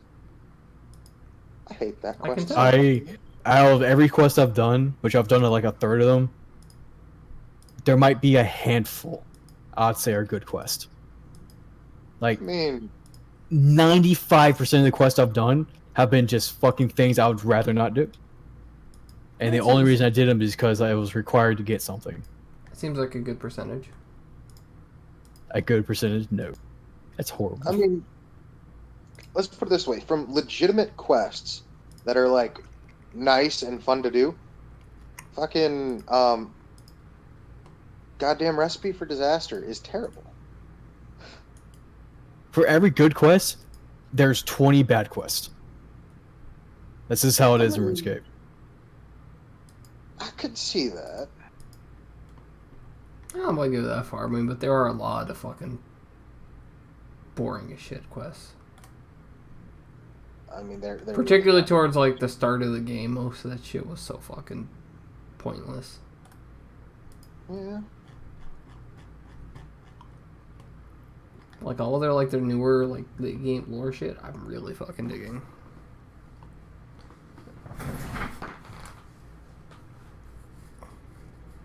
I mean, I could see that.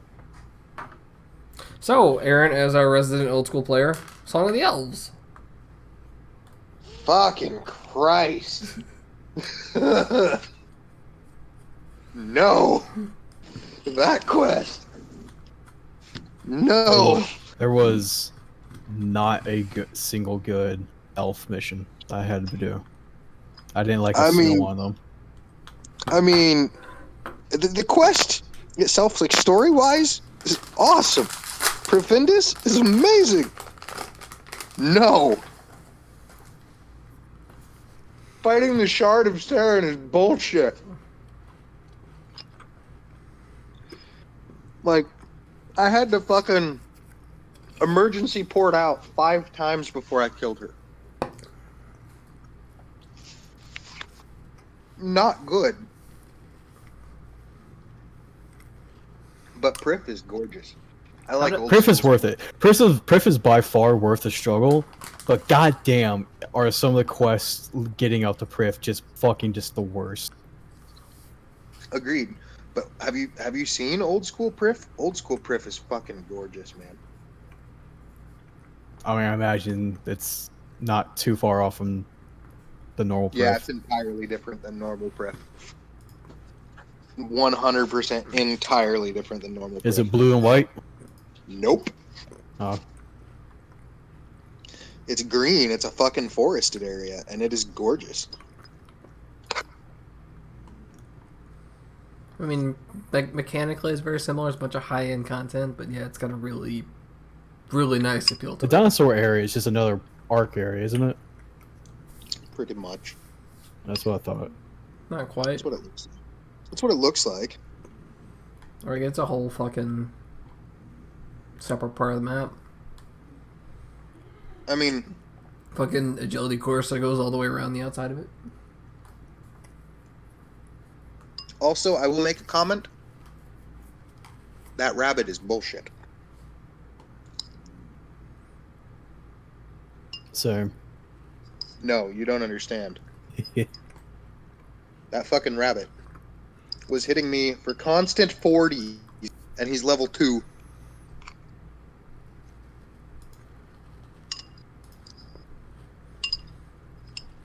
And he drops the crystal grail. Motherfucker, are you eating? Maybe. yeah, something wrong with it? The sound of He's his a hungry spoon hitting that bowl is obnoxious as fuck. He has to become a big, strong boy. You have a problem with that? He can do it on someone else's fucking time. No.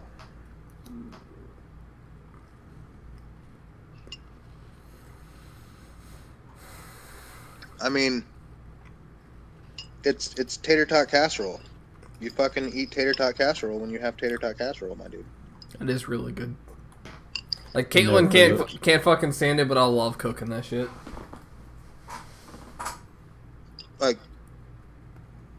did you ever get to try my mother's fucking tater tot casserole, man? I don't think I did. Oh man, when I was living in goddamn Washington, I dreamed about this fucking tater tot casserole. How was the reunion? It was pretty good. Okay. No problems? No, none. Surprisingly, no. Like I was expecting someone to blow up and punch someone else out. No, everyone was surprisingly cordial. As far as we know, I mean, when we left, something could have gone on. I suppose they were drinking. Probably. They were getting into the heavy fucking liquor when we were left. And we were like, we got to go. And one fucking lady had like a People half drinking gallon of scary. whiskey passing around. Which lady? One of Brian's friends, I forget what the fuck her name is. Charity, maybe? No idea. But they were starting to get fucking hammered. They were. That was. So people getting drunk scare you? No, but it was awkward because a couple of people tried to hug me, and I'm like, dude, I don't fucking know you, man. That ain't gonna happen. To be fair though, I didn't know a lot of people there, and even Me the people I did know, I haven't seen most of them in over a decade. I mean, most of the people you know, the last time you saw them was the last time I saw them. Exactly. Like, it has been that fucking long since I've seen half those people. Like, Angie and her 2 fucking kids. Absurd. Like, Uncle Buddy and Ryan, I haven't seen since at least a decade ago. Like, and Lindy Joe, I haven't seen since I was fucking, like, 15. Yeah. Oh, that's the point of a family reunion. The people you haven't seen in a while, you all get together and be like, hey, you're alive. Yeah, that's basically the extent of most of the conversation. Hey, you're alive. Good to see you. What fucking surprised me was when your grandmother was like, "Hey, you're here." Oh my god. I mean, I it went pretty well. I can't complain. It went better than my wife's family reunion because they insisted on doing theirs in that one stretch a week where it's like 100 degrees. That was the day they had it. oh, smart fucking people. And they didn't want to do fucking shit, and there was no shade in the place that was being held out, so you're just God. stuck. At least with ours, you know, they had a pool out, there was some shade, you could hide somewhere, and it wasn't... Well, it got to like 80 something, it wasn't quite 100. fuck. Like, everybody thought we were antisocial. We're like, yes, we are. Even your mom was like, yeah, they're the antisocial ones. Like, shit hasn't changed in a decade. I don't like talking to random fucking people. Yeah. Agreed. Neither do I. Yet somehow I ended up at your family reunion. I don't even understand how that happened. You agreed to it? I didn't even agree to it. I said maybe, and next thing I know, you give me a fucking text. I'm gonna be there 11. Okay. No, because my ass is gonna suffer. You're gonna suffer as well. I saw like fucking more of your ass growing up than I did most of those people. I know. And considering your grandmother considers me one of her grandchildren is kinda... I mean, you're around a lot, weren't you?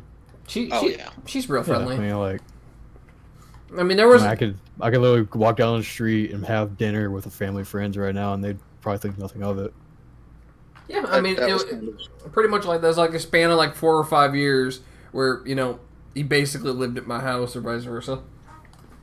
Yep.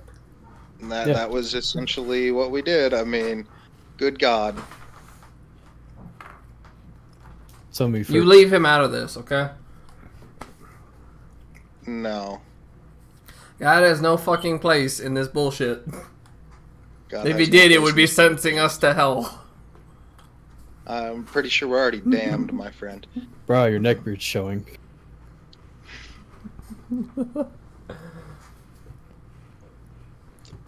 The sad part is he has slight bit of neck beard. Dude, I've had a fucking strong neckbeard, but I didn't shave. Like, from my chin down, that's the only place I grow hair. I don't grow hair on my sides at all. Yeah, it gets really fucking rugged on the underside of my chin. If I don't keep up with it, I look like a fucking hobo after like 2-3 weeks. I somehow managed to pull the Viking look off. At the very least, like the rest of it grows. Like I get like sideburns and shit, so I don't look like some fucking neck beard, but I do look pretty fucking awful. I mean, your brother has neck beard going on if you don't shave. He does, yeah. Yeah, it's amazing. He's also got the personality to match, though. That's the big difference. That's the sad part. Yep. Is your brother incel? I don't know. He acts like it sometimes. Fucking dirty incel. Like he's very aggressively angry towards women. Hasn't had a girlfriend in decades. Doesn't understand most. It's not his fault. Yeah, exactly. I mean, doesn't understand most politics, but topic comes up, he'll fucking bullshit something for a while. Like, I mean, that's everyone. That's literally this podcast. What are you talking about? Well, yes, but he can't consciously bullshit it and get away with it either. Yeah, some people are good at it, you know. At least like I'm really good at doing the politician thing, right? Like you give non-committal answers, but you sound intelligent for doing it. You put me in a job interview, I'm fucking great at it. I'm so good at it. I'm like by far, like I'm scary impressive in job interviews because I can bullshit my way through every single thing. Potential recruiters in Texas. Job interview tactic? Try them. I mean, if you want a job recruitment tactic, when they say describe yourself in one word, you look them dead in the face and you say hired. Fucking power move them. and they just kind of, "Ooh, this guy's good." Stop! I already got you I already got you signed up. Here's your password. Yeah, right. I don't know. It was interesting. It was very interesting and kind of awkward. That's about. Yeah, pretty much. Best way to describe it, I guess. I mean, at least you kind of knew the people there. I'm just like, yeah. And then you fucking ditched me with Eric. Dick. Well, at least you knew Eric, and I had fucking other shit to get to. Because I knew some of the other people there. I had to pretend to socialize for a little bit. I mean, at least Eric isn't like old Eric that used to get on my fucking nerves. Yeah, he's mellowed out slightly.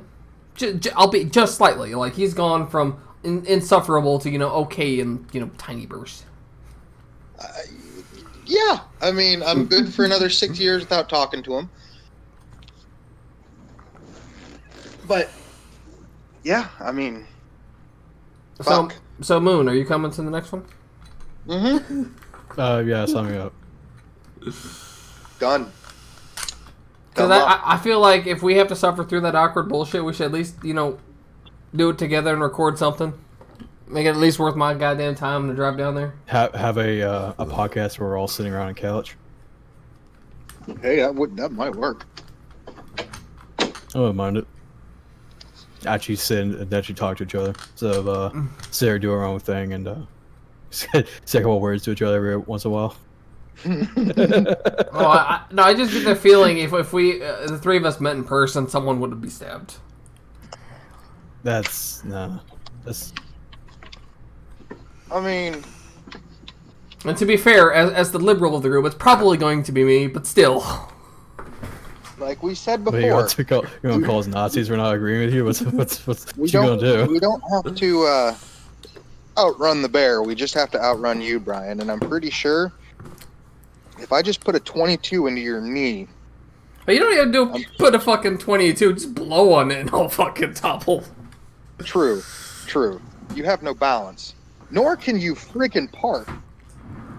Are these interconnected? I mean, it's all gonna lead together at some point. I'm waiting for it. When that day comes, I'll be ready. What, the day that people who can't park or run become the rulers of the universe? Oh, we'll be hunted down. We'll be hiding in attics and. Shit. I mean, well.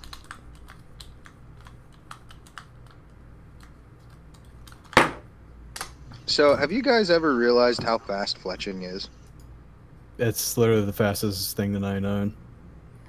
Yeah, if you're fucking manually doing that shit, it's really fucking quick. Well, in the last 5 minutes, I've gained 100k XP.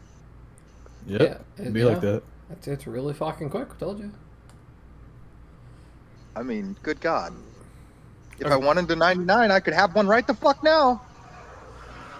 Okay, another topic I took from Reddit. What is your favorite either underrated or unknown video game? Underrated or unknown? Well, we have multiple. I think I have like the one that has like a cult following, but like a real following, which be Mountain Blade Warband. Like it has a cult following, but like it's not any mainstream thing.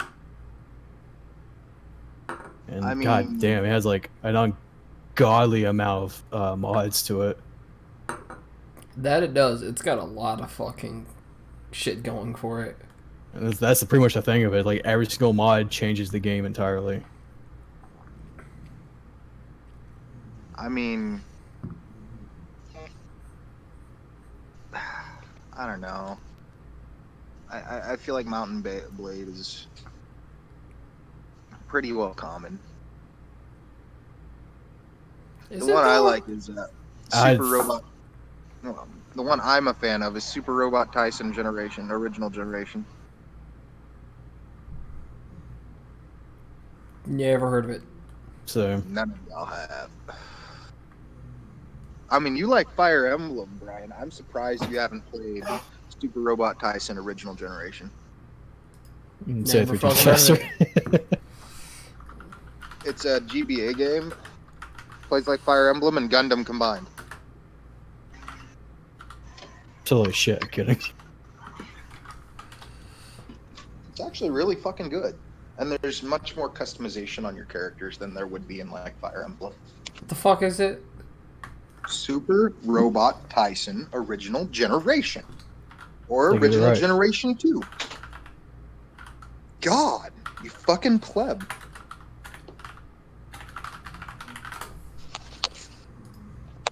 Never fucking heard of this franchise. It's a good franchise. Or, you know, Summoner's Swordcraft Story Summoner. That's another good one on the Game Boy. You ever heard of this game called RuneScape? So, No, is it any good? Nah, but you know, it has a cult following. I bet it does. It has a bot following. Yeah. it definitely has got that going for it. It's always had a bot following, though. Yep. I think for relatively unknown. It's a Metroidvania. It's called Momodora, and then there's like 3 or 4 of these fuckers now, but it's so fucking good. It really is. Like I can't explain why I like this one compared to like other Metroidvanias, but it's something not nearly enough people know about. Okay, you want super overrated? Call of Duty. Oh, there's a lot of overrated ones. there's We a can lot make an of entire overrated. fucking podcast about games that are overrated. EA game. Let me put it this way. When I say super overrated, I'm talking something that's a cult classic that's super overrated. Oh, I mean, if it's a cult classic, the it's that just, Purple Dragon game. just a difference in Legend taste. of the Dragoon is super fucking overrated. Fucking Spire. Spyro? Do not Spyro. fucking diss on Spyro, motherfucker. Completely overrated. Didn't like it as a child. Wouldn't care of it as an adult. I wouldn't care about it as an adult, but at the time where, everyone was a fucking mascot platforming game, it was alright. It's great, man. You fucking spit fire, bro. Going Like back, that's like Banjo-Kazooie, my dude. going back at it now through emulators. I liked Banjo-Kazooie more. Not quite as interesting. I mean, good God, I love Spyro. That's like Crash Bandicoot. I find Crash overrated.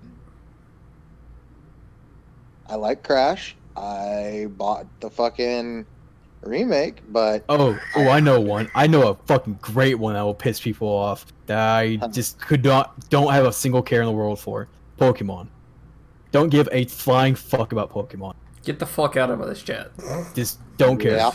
Didn't like it as a kid. Got into the card game like in elementary, like a year or whatever. That was like when Gen 3 was out. Okay, so here's your problem. You got into the card game. The No. Pokemon card game was The game, like I had a Game Boy. I had cousins with the game. Like I sat down and played it. It's just like it just wasn't my thing, and I could care less about Pokemon.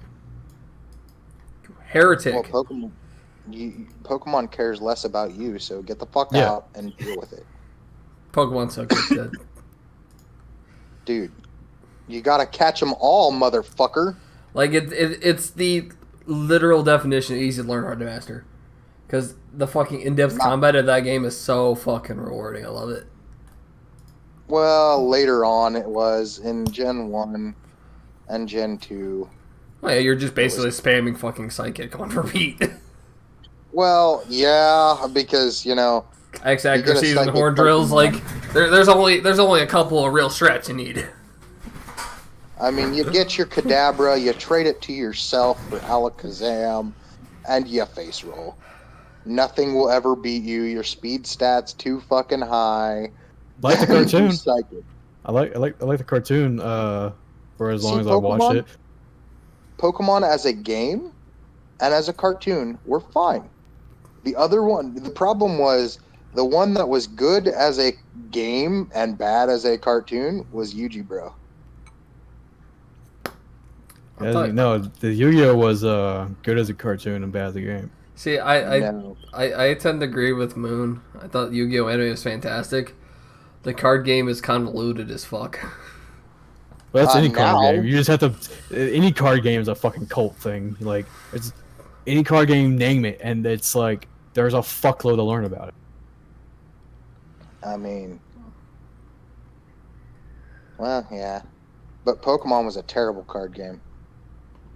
Yeah, there's card games in general are terrible unless you're psychotic. Fuck you.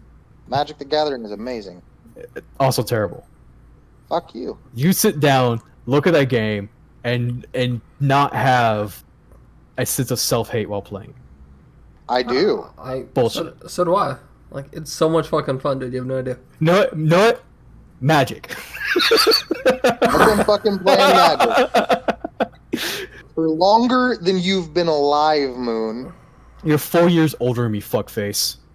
Yeah, and I've been playing longer than you've been alive. Sure. Well, maybe not playing, but collecting the cards, yes. Oh, wait. You're 23? Yes. Wait, you're 23? Yes.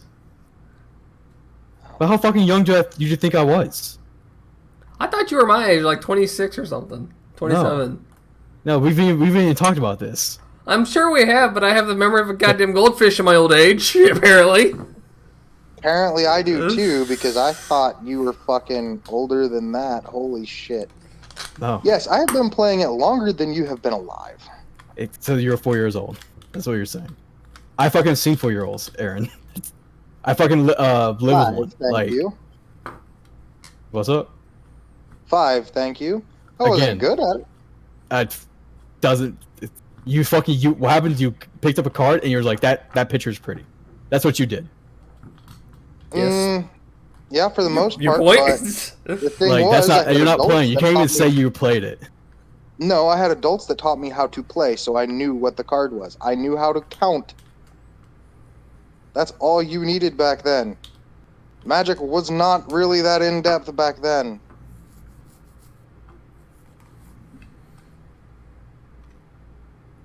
I mean, he's not wrong, because, I mean, you start with 20 health.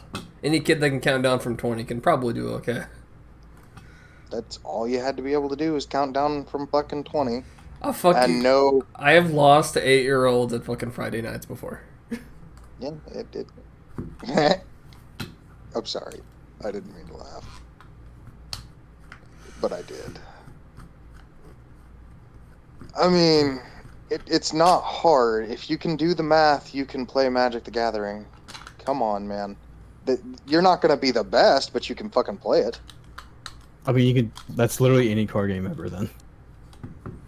Like, Magic every said- card game ever is like just kill The your opponent, statement- deal. The statement- Magic's simpler and hides its complexity in the fact that the numbers are real small. You're not dealing with thousands in Yu-Gi-Oh! Or hundreds in Pokemon. It's 20. You know, a good creature's a 5/5. Like, I mean, you say thousands of Yu-Gi-Oh, but like a one character can do thousands of damage.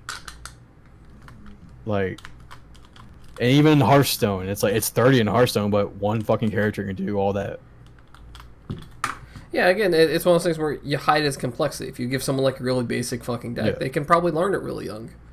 Like a fucking Face Warrior or in the Magic equivalent, just fucking Red Burn. You just like use this creature with haste, attack him. Use this spell to fucking blast him with a fireball. Like it's not at its simplest levels, you can pick it up real fucking quickly, and you don't quite have that same approach with like Yu-Gi-Oh or Pokemon, particularly Pokemon, because the fucking mechanics of Pokemon are stupid as shit.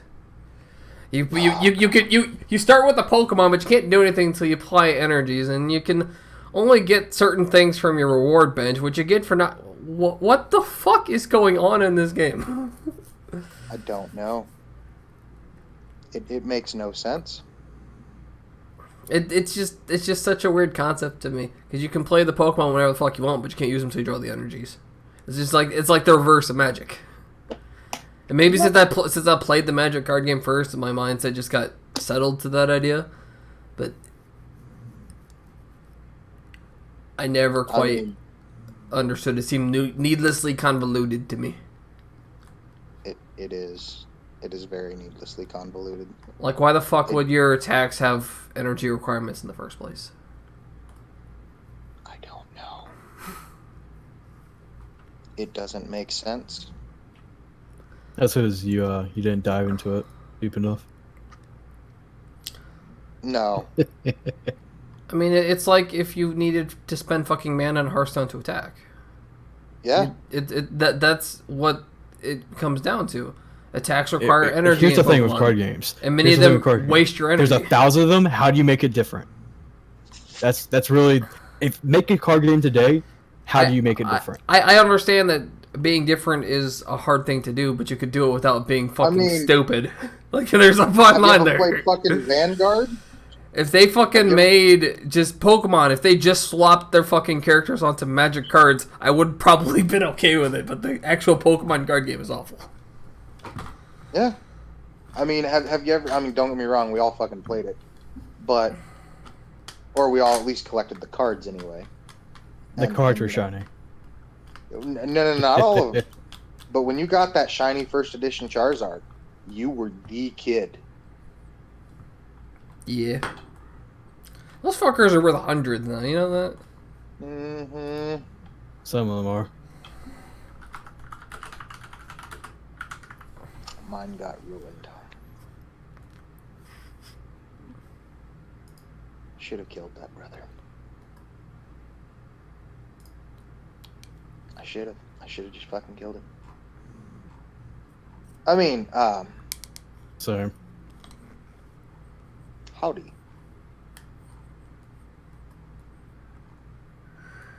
But no, I mean, when it comes down to it, yes, card games are different. Yes, they have their own mechanics and they're trying to be their own thing. They're fucking garbage. Most of them, anyway. Unless you played fucking Vanguard. Vanguard was awesome. I've watched, like, the game shop near me runs Vanguard fairly regularly still. I have no fucking clue what's happening in that game. Like, I've sat down and watched an entire, like Friday night worth of event, like an entire little 8-man tournament. No fucking clue what they're doing. They do seem really fucking confident as they're doing it. They are very confident. That's the one thing.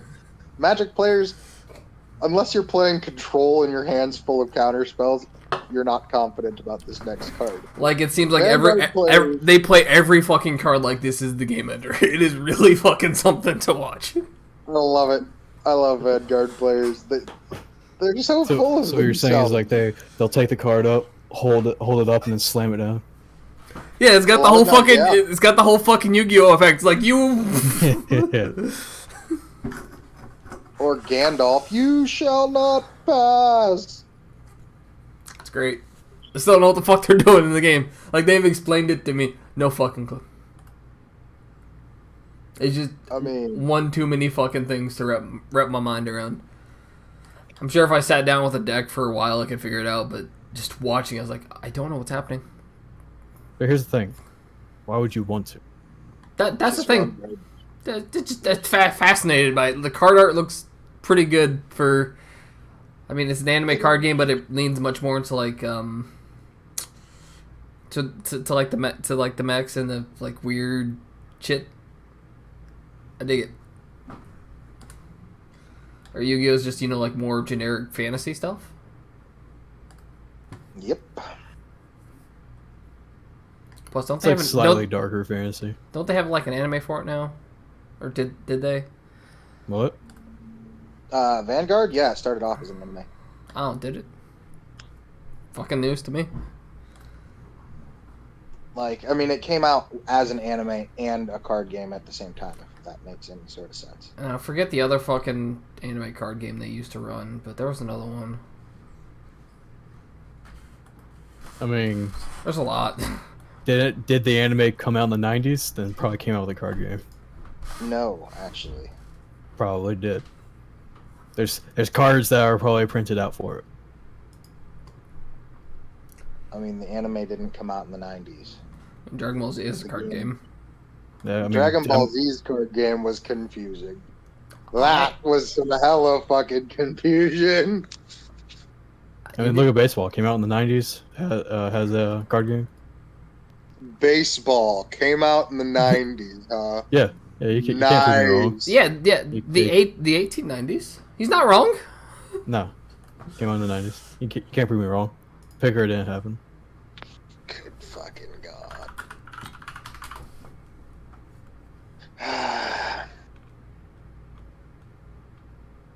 You amaze me, man. It's a fucking joke. It's a joke, fuckface. I know it's a joke, but fucking Christ. Fucking Christ, man. I remember, like, in elementary, there was like a end of school, like, choir thing they required of us for some fucking reason. I think it's like kindergarten. And I just, for some reason, right now, I'm just having flashbacks to take me out to the ball game. Take me up to the ball game. But no, I mean, not only that, fucking, there was also the Digimon card game. If y'all fucking remember that one. Have you fucking tried to look back at Digimon? It is Digimon trash. the anime. It is bad. I'm okay with the original Digimon the anime. No. Have you gone? Oh my god, I think I went back. I got a nostalgic boner not a couple months ago, and I fucking watched that first episode. Oh, it's bad. It's bad. It's like real bad. It's real fucking bad. But it's one of those, I watch it with my daughter and she fucking loves it. Oh, she doesn't know any better. She doesn't know any better. That's the thing. My son really fucking loves it. It's like, this is bad. It's bad, but then you get them feelers of being a kid again. You remember all those feelings you had watching this the first time, and it's like, wow. Where'd those feelings go?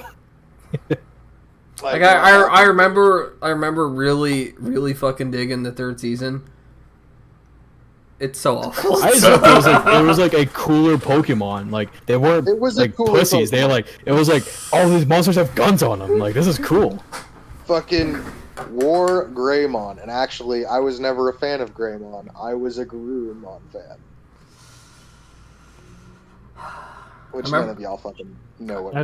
I never remember the name of any of that shit. I remember being really pissed at the first season because the fucking Angels saved the day. Yeah. When you had shit like fucking Garurumon and Greymon in there, it's like, why would you go to these two? Like, the worthless characters? Garurumon was the wolf, my dude. I know, it's so nice. They're fucking mega forms. So good. Not just their megas, they're fucking war forms, man. War Digivolve, motherfucker. Like, that's what it was all about, that fucking War Digivolving. Everybody got excited over fucking War Greymon. To be fair, fuck War Greymon. War Greymon looks like a fucking badass, dude. Dude, fucking War Garurumon froze the goddamn bad motherfucker in solid ice. I'm not saying he's better. I'm just saying they looked like fucking badasses. Like, you gotta get it, right? I get it. I do fully get the fact that, War Greymon was a badass. It's so bad the rest of the show is awful. Like, the characters are fantastic. Like, these things look stunning. And holy fuck, what was I watching? Yeah, why is Ty such a bitch? And then, of course, they were both, like, you had to have the two most edgelordy characters be the ones with the cool fucking Digimon. Yup. I mean, I'm not gonna complain, but at the same time, seriously? For real? Like, no. No. Just no.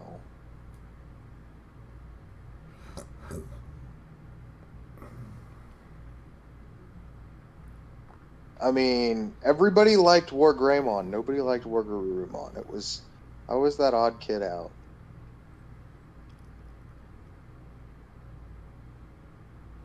and Devimon. Fucking, how the hell is that thing the big bad guy? I don't remember. I'm sure there was a fucking reason for it. Like, I mean, I get Mega Devimon and all that shit and all the fucking big bad Titan guys. Apparently apparently that show got fucking rebooted because my kid is watching a newer one, like Digimon Fusion or some shit as well. Like, You know Digimon Yu-Gi-Oh really- never ended? Like, Yu-Gi-Oh came out with like 18 different types of Yu-Gi-Ohs. Yeah, they're still going.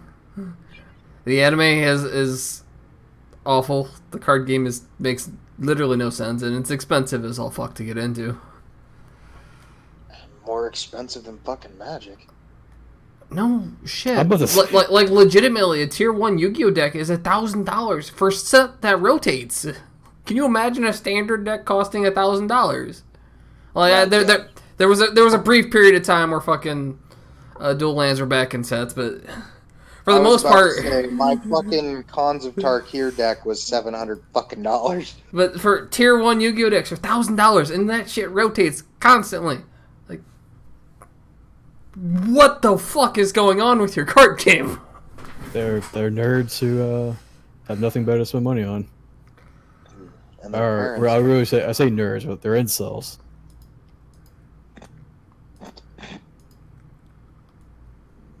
Yeah, no, fucking Yu-Gi-Oh was a no-no. That should not have happened. I was really big into it as a kid. Oh I know yeah, I you- fucking loved the anime when I was a kid. Watched all the anime, had card games. I swear to God, I went In to see the kindergarten. Go ahead. I went to see the movie and I bought the fucking soundtrack as a Oh, yeah, 12-year-old I saw the kid. movie as well. Like I was As a like fucking neck deep into that shit. in kindergarten, I had a Yu-Gi-Oh backpack, and the little zipper was the pyramid thing he would wear on his neck.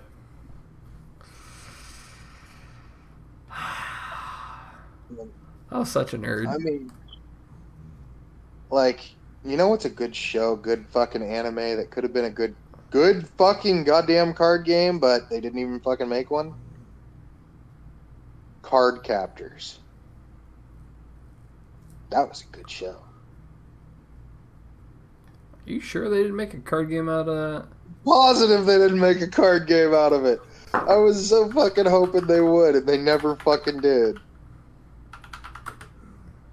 Like, it's in the fucking name. It would have been perfect. Nope. I could have swore I had a card for that at one point. I mean, that's like Monster Rancher would have made a great fucking card game. I mean, hell, they have a Final Fantasy card game. Shh. Don't even. It's not bad from what I hear. I haven't played it, but people at the shop really seem to dig it. People at the It's shop. also kind Are of you expensive talking as about card fuck. shops? Like comic book shop? What are you talking about? Local Yes, game store. card shops. I mean, he fucking said shop. Like, I don't know what shop mean. Game shop. It's I mean it's I guess it's jargon basically. It's the place where like they sell card games and, you know, run tournaments and events and shit. So yeah, a card shop. Yeah. Yeah. You fucking you said it earlier. It was like I was an idiot for even saying that word. I mean, what other context could shop mean in this conversation? Like, yeah. They That's what fucking we're know that- talking about. The fucking card shop. Well, that's why he fucking was surprised. Fuck faces. That there's a such They're thing as a talking- card shop? Yes, Oh my 'cause who the gosh. fuck plays? There's no way they have to supplement income somehow. I No! guarantee you. Bullshit. They sell cards. I mean, and it's not just. I mean, it's not just one game. The one near me does. Yeah. Magic's their biggest thing. Yu-Gi-Oh is Magic's probably second. Pokemon would be. Pokemon is probably third, though it's kind of close between Pokemon and Vanguard. And then they also sell Dragon Ball Z. They sell Final Fantasy and something else. Can't remember what the fuck it is. They also run like weekly events of all sorts. Like there's a Magic tournament with a buy-in and Yu-Gi-Oh There's tournaments tournament. all the time. So Like our fucking card shop here. I mean, does Magic's the big one where 3 days a fucking week is a Magic tournament. Then you have fucking D&D. You really underestimate in like a popular shop how much money just Magic alone makes. Because that shit moves like no other. Fucking Magic fans will spend out hella cash to get the latest sets, and that's just in packs. That's not less buying like singles, like specific cards where the markup is usually fucking absurd. I wouldn't say an absurd markup. Some of them are decent. Depends on the card. Like, I mean, also depends on the store. Yeah, it can vary pretty wildly. I mean, most stores will like take straight off of like TCG Player for pricing, which isn't too terrible.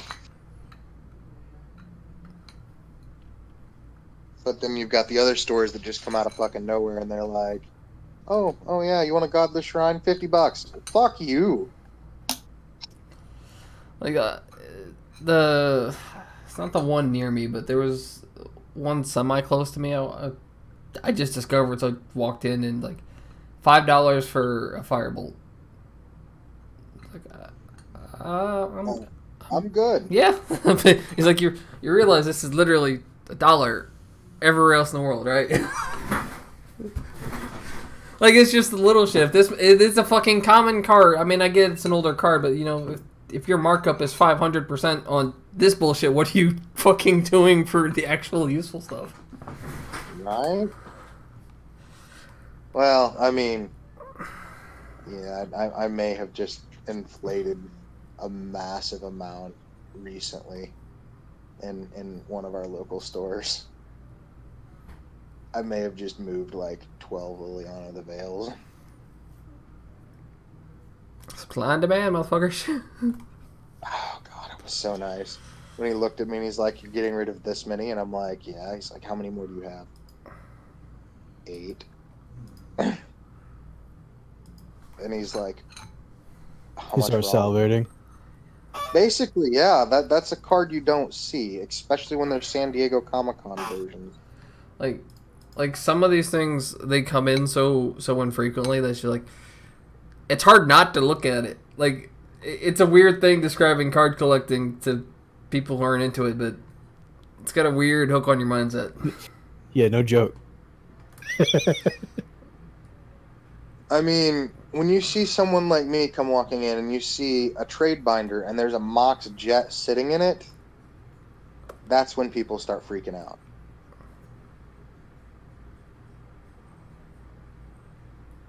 I mean, it's not something you very commonly see, and it's something that Not people commonly see. It is my first time ever hearing the words trade binder. Really? Yeah. I don't fucking play card games.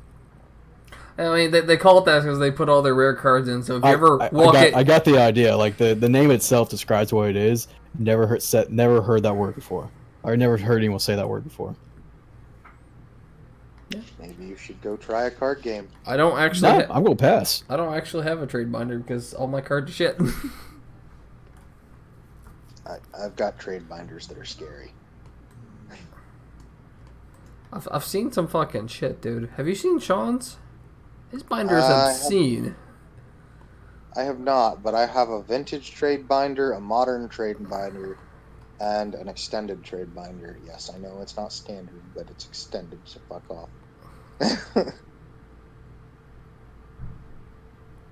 I wish extended was still a thing. And then I have a legacy trade binder. Because technically I could still be using all my con shit. I'd be so happy. Not with extended, it's been too long. It's 4 years. Cons is 2015.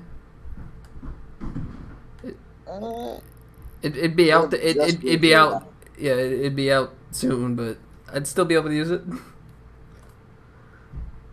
No, you'd be out of cons. You'd still be able to use dragons. You wouldn't be able to use cons because it would have already rotated out. Because remember, it rotates out not per block, it's per set with extended. Concept was like August or September or something. Could have sworn that was Dragon, freaking Dragons. Commons, I could have sworn was like January. M15 was the fucking summer set, and then I'm not talking the summer set. I'm talking the spring set. Because you had Fate Reforged. Yeah, that was like January. Could have sworn Cons was January and Fate was not very long after. No, Cons was fall because Donnie was still living with me at that time, and that had to have been before Christmas. It could be. I don't remember. It's been years. Point is, I can still fucking use it. Okay, like half of my good the one fucking standard block where I was mildly meta was fucking Cons. I don't want to use this shit again. What were you using? What I forget the name of it.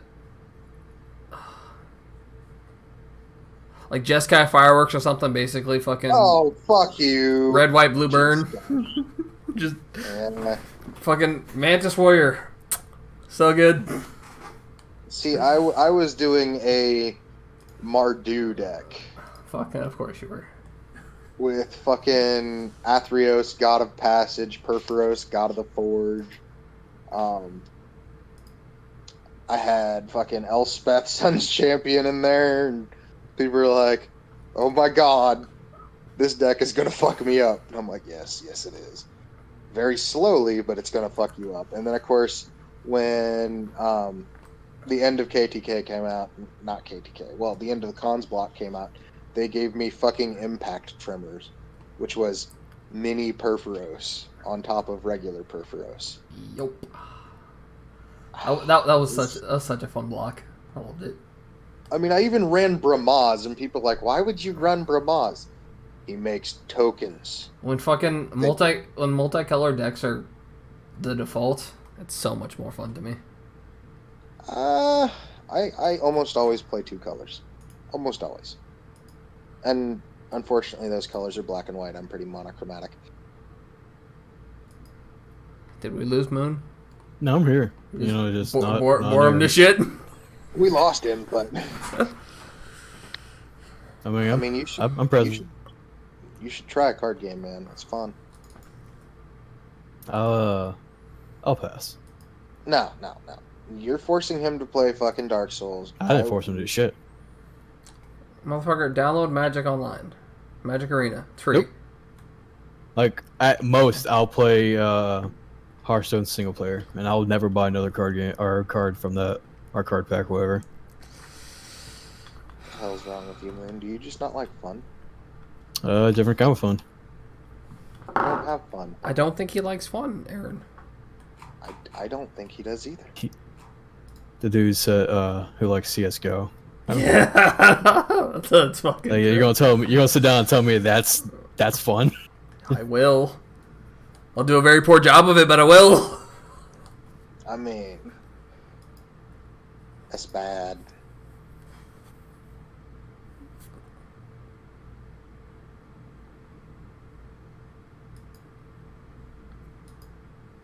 Fuck. I can't even, man. Like, how can you be like that? How can you be so against, like, fun? You like the fucking fun police, dude? Yeah. I guess I could see that.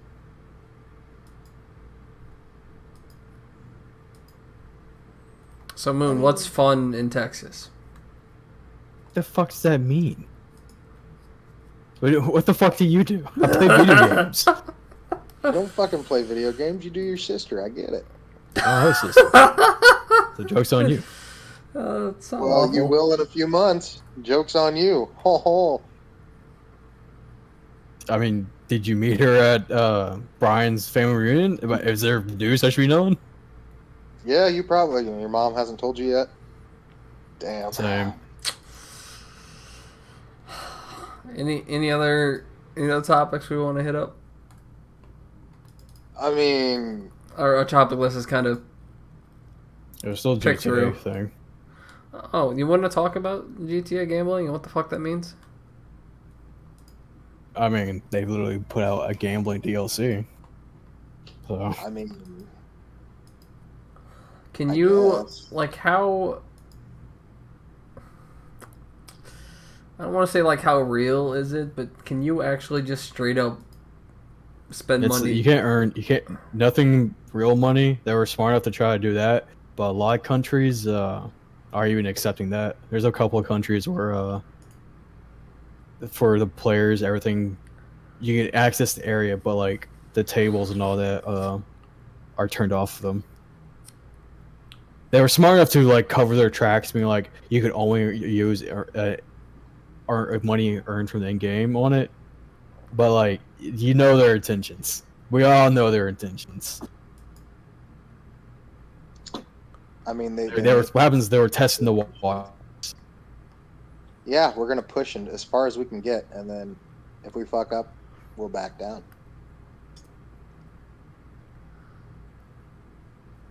That seems like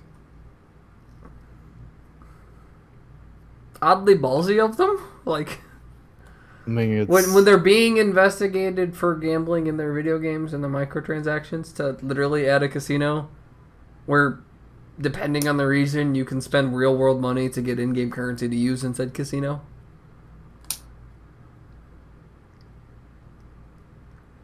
I mean, I knew it the moment Rockstar released Red Dead 2. I knew the moment it wasn't doing well, they were going to turn back to GTA 5.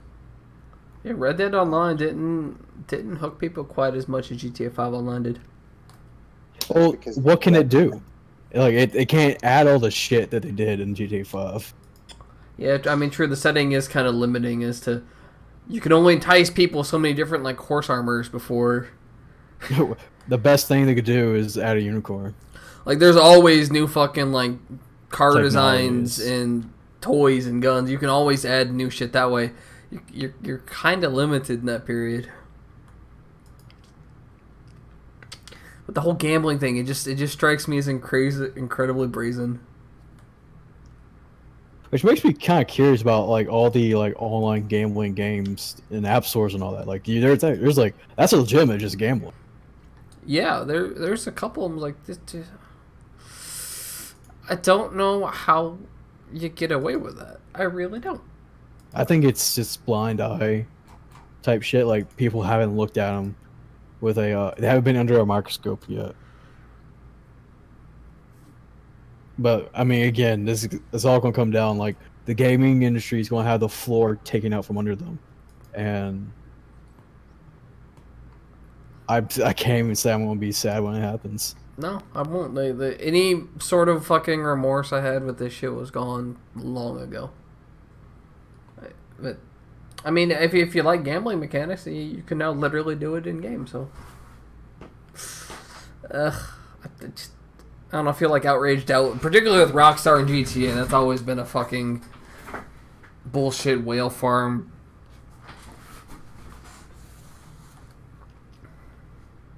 I mean, yeah.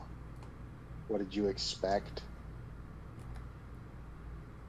Game integrity that isn't ruined by people trying to fucking build around the 0.01% who actually spend money in their games. You're funny, Brian. You're fucking y- hilarious. You could make a game that appeals to most players or to appeal to one player who will spend $1 million, and it seems that they're fine with appealing to the one player who spends $1 million. Yeah. How fucking... I don't want to say sad because I guess it makes business sense, but it feels wrong to me. I mean, it doesn't really make business sense because what happens, you're not appealing to a mass market. Like you're appealing to the 1%. To a business sense, like make a good game, money follows like every time. Make a bad game with like really shitty mechanics, money doesn't follow. But make a half-ass game with like unlock the other half, you get like gullible people. and that's what we're kind of at right now. I mean, There's a bunch of shit just half-assed. there's a lot of short-term profit in it. You cash in all the goodwill you've made to fucking go whale farming. You know, just go walk out there with a fucking harpoon. Why don't you make it a bit more obvious? They tried. Did it work? I mean, they're still making money hand over fist. They're still pumping out this bullshit. Well, I say as I'm playing RuneScape. One of the worst fucking examples for this bullshit. honestly, So I don't know. I'm a I fucking mean, here's the thing with hypocrite, RuneScape. so- If you really wanted to, you could pay for your own membership. Like, you at least have that option. I I guess. mean, you do, but you don't. And I mean, at the very least, the integrity isn't Don't even. ruined. It is. Just shut up. Just shut your fucking mouth. It's tarnished, but it's not. It's don't- fucking good. I don't think it's ruined. Who fucking knows anymore? It's fucking gone, my dude. It's like my dude. like Moon's saying, you can buy it in real world, and none of the older methods got nerfed. It's just the newer methods where you spend money, you're faster.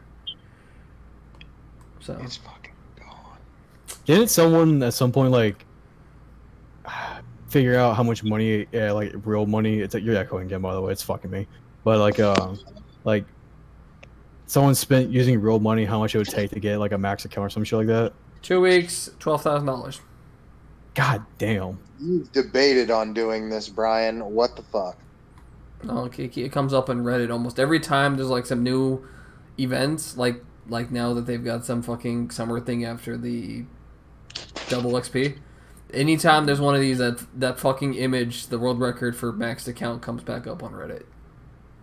And I spend half of work on Reddit, so. Oh lord. So I mean, yeah, if you just want to say fuck it and spend all the money in the world, you can. I mean, I mean, think about it from like the not parent. That's the child of like a billionaire, a multimillionaire, or whatever. Like that's a day's fucking. yeah, you like that's your allowance for like a week of probably. Like there's someone out there who did it unironically. I'm sure Jagex was fucking thrilled. Of course, Jagex is thrilled. Money. So Exactly. Wouldn't you be fucking thrilled if someone dumped that much in that shit and then started botting? yeah. Fucking drop your game 2 weeks later. Guaranteed. Hell yeah. I mean, if they spent $12,000, it doesn't matter when they quit. They've already contributed more than most players throughout the entire life of the fucking thing. Definitely more than me ever will. I will ever will. I'll fucking buy gold from Venezuelans before I'll give Jagex money. I mean, you know, there's one player who's influenced the game more than anyone else, and it saddens me that most people have forgotten him. Do you know which player I'm talking about, Brian? I have a guess, though. Take your guess. If it's correct, the whole forgotten thing isn't true.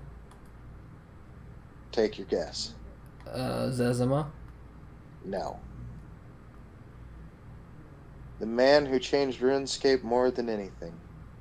You're talking about Burial like 321. The Who? man, the myth, the legend. Who? Duriel 321. Oh, was that the fucking Falador Massacre guy? 6 of 06, my dude. Ancients and Carols.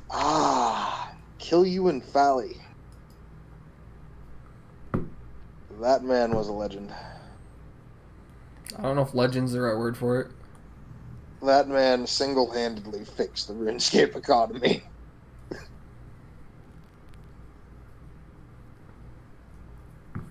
I mean, think about it. How many party hats got removed because of him?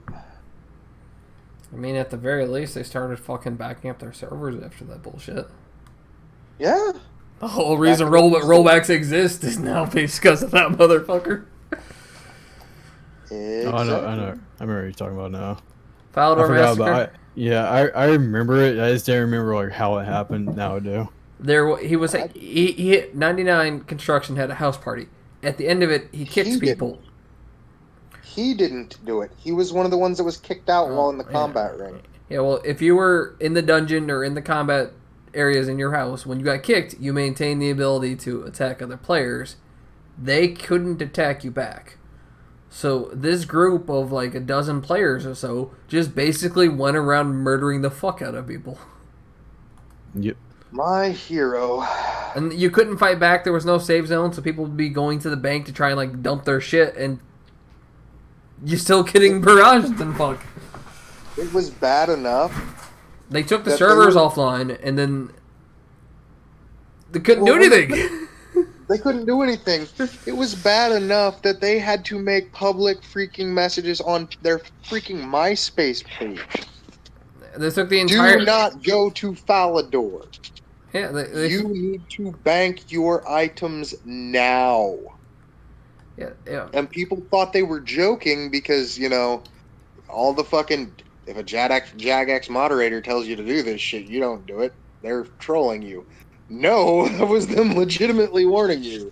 Yeah, so your sarcastic ass walked right into it. Yeah, they didn't have a quick kill switch. They didn't have backups. It took them forever to figure out what the fuck was going on, and then it took them more time to just kill the fucking game to figure out what the hell is going on. I mean, eventually they ended up temporarily banning every account that was at that party until they could figure out what the fuck happened. And then they unbanned them, and then rebanned all the people who... Yeah, let's say I definitely remember that dude being permanently banned over that. Yeah, and then rebanned a couple of them. And Duriel actually wasn't rebanned because of the massacre. It's because he botted somewhere else after that. No, Duriel was banned for the massacre. His second account got banned for botting. Duriel was banned because he had the most amount of player kills during that day. Because he's the one who walked right into the center of Falador and started ice barraging. The second he realized he could attack outside of freaking anywhere. And the fact that the game recognized it as a multi-combat zone everywhere.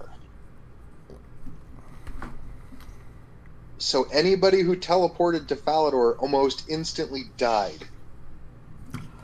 Yeah, the man who owned the house was caught real-world trading and botting.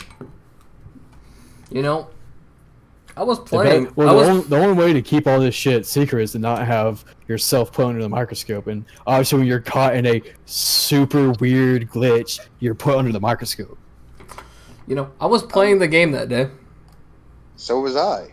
I was in Falador. I fucking messaged you. Wasn't. Like the entire fucking launch week of construction, I was just every day fucking doing that shit. No, I wasn't. However, I wasn't telling Tefali. No, I wasn't killing people. I was walking around Fally and nothing, laughing at people as they were getting killed.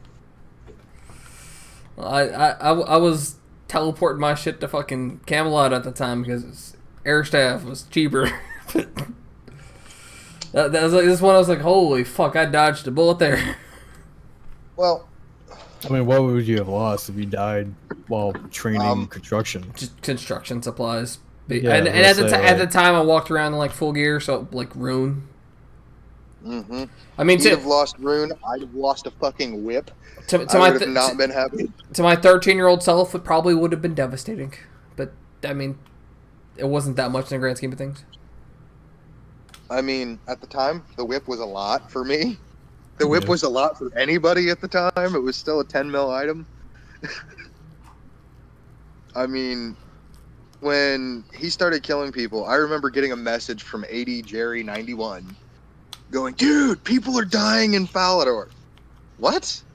He's like, bank your shit and get over here. Okay. So we get over there, and Zach, Poor fucking Zach. Both me and Andrew told him, bank your shit. What does he do? He proceeds to come out in his rune. And got fucking mowed down. Felt so bad for Zach.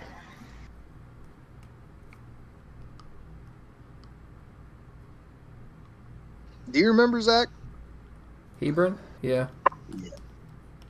I haven't talked to him forever, but we hung out all through the end of high school. I mean, fuck, me and Zach used to hang out every fucking day in like 7th and 8th grade. First I was kiss? also... No, God, no. Sister was my first leg. He has a Alright. sister. April, yeah.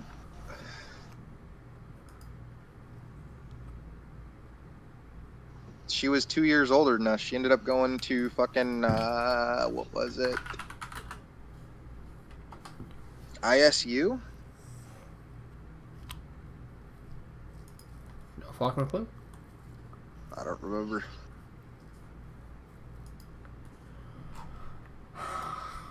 Yeah, as a matter of fact, I ended up fucking his sister on his birthday. Ew. It was great. Too much information, Aaron.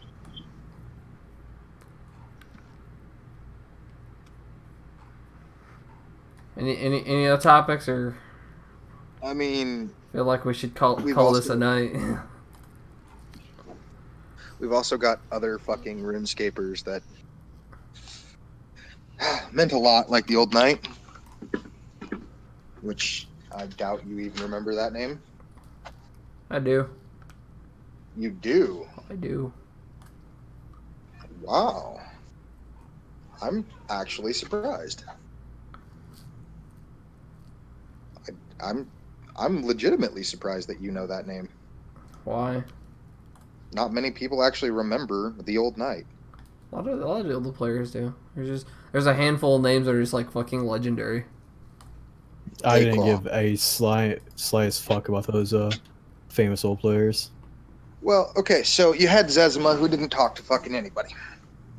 The Old Knight, if you ran into him, and he'd fucking talk to you. He kept his chat on. You asked him questions, it was great.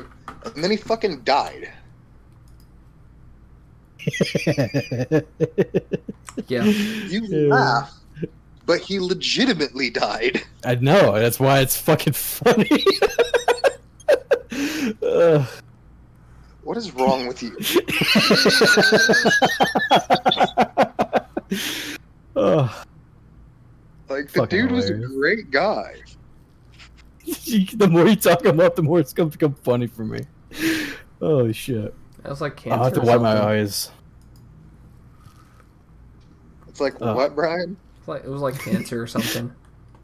Yeah, he had cancer, and his like, it was upsetting, man. The dude was awesome. He was a fucking legend. Like, I remember my first fucking time ever going to KBD was with the Old Knight. And, like, I got my ass destroyed because apparently I'm an idiot and didn't bring a Dragon Fire Shield at the time. Anti-Dragon Fire Shield, sorry. DFS wasn't out. But, good God. And you're fucking laughing at it. What a hoe. Like, Yeah. what if you just fucking up and died? Would you continue the podcast? Yeah? We have bad news. Moon died the other day. We have one. Good news, people. We have one less guest, or one less host. To the go. Good God. He didn't dodge roll properly. Yeah, right? Fucking sweaty. That'd be like the sweatiest, nerdest way to fucking. He say mistimed. someone He died. mistimed his invincibility frames. Got ran over by a truck. Tragic. Yeah. I It'd be think it like was a that lag snap sometimes. to be honest. Our friend here was ganked today. By what? A Mack truck. Fucking Christ. Honestly, dude. Can't adapt to the new meta. I mean, it was his own fault, really. Adaptive. It's like it's someone an anti-vaxxer dying to fucking a virus. God. I mean, why do you think the aging apps just show the same person? Just show them in a year from them. Not even.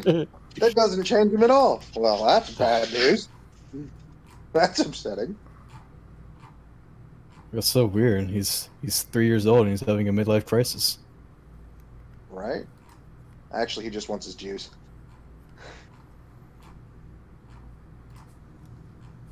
Fuck, we're terrible people and we're going to hell.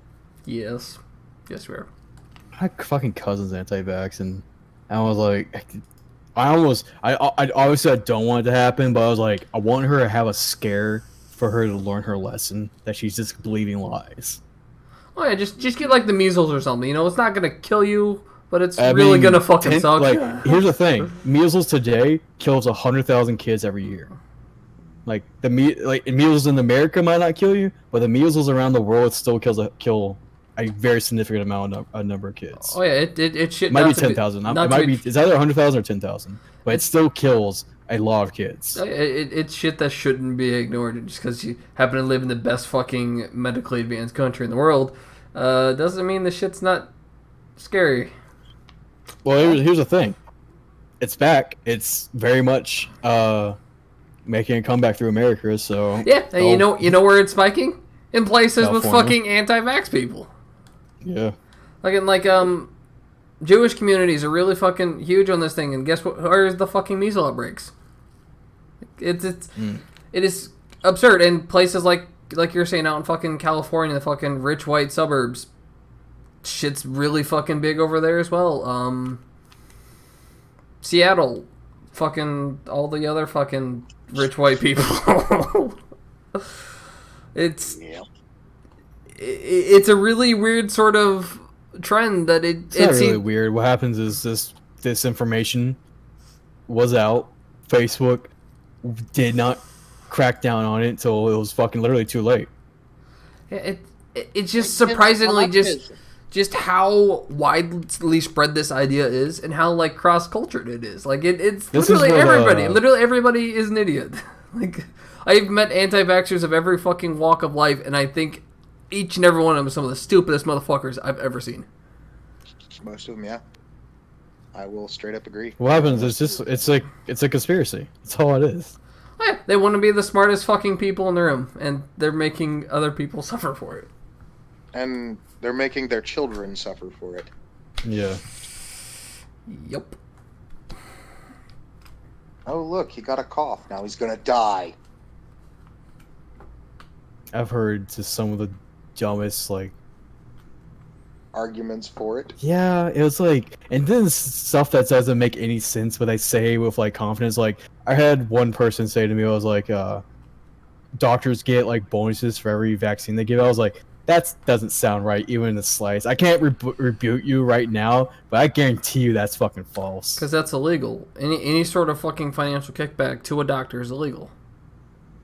Like, if that shit was happening en masse, it would be known. But it's not, because it isn't. It's just... There's a lot of fucking stupid fucking bullshit like that. And it's insane to me. I don't fucking get it. Did I... Just, like, fucking a tenth of the fucking country lose their goddamn minds? It seems like it. Yeah. Well, it's like... It's not even lose their minds. It's just people who are prone to conspiracy theories believe the shit. Like people. There's people out there who don't believe in the moon landing. There's people out there who believe in flat Earth. Like it's just someone out there has convincing enough lies that they're convincing people. How fucking dumb do you? I mean, I don't get it. I mean, I did a whole fucking video on this, and I still don't get it. I went out of my way to talk to, like, some in-depth, some really, like, semi-intelligent, like, anti-vaxxers and shit. I still don't fucking get it. Well, let's say. A lot of shit. I think the biggest one is they don't trust anyone's opinion but their own. so they don't trust the research on the medications, and it seems scary or it seems bad looking at it. They don't trust the chemicals in it, so they're not going to put that in themselves. You eat Which is Yeah. the dumbest, absurdest, high fucking standard to ever put in front of anything ever. Like, do you test every single fucking ingredient in a cheeseburger? No? Then why the fuck do you not trust the literal thousands of people who've tested it for you already? Like, if there was some sort of dispute in this fucking debate, I could understand it. Like, you know, some medical claims, there's a lot of research, you know, there's a lot of contradictory bullshit. Vaccines aren't one of those fucking things. Like, this is near fucking universal, as damn near close as you can get in science. This shit is better for humanity.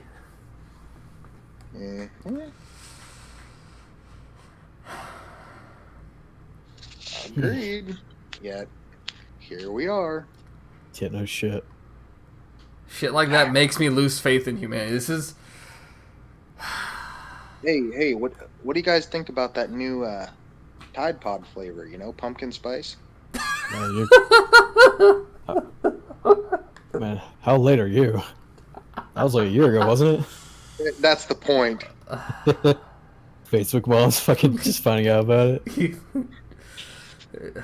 I love how the fucking like CEOs had to come out. It was like, guys, just please stop. No shit. Please don't eat the Tide Pods. Like, no, let them. Let fucking survival of the fittest. Let Darwin Wall fucking selection. sort these motherfuckers out of the gene pool. Because if you're dumb enough to try that shit, I don't think I want you breeding at the current point in time. Indeed.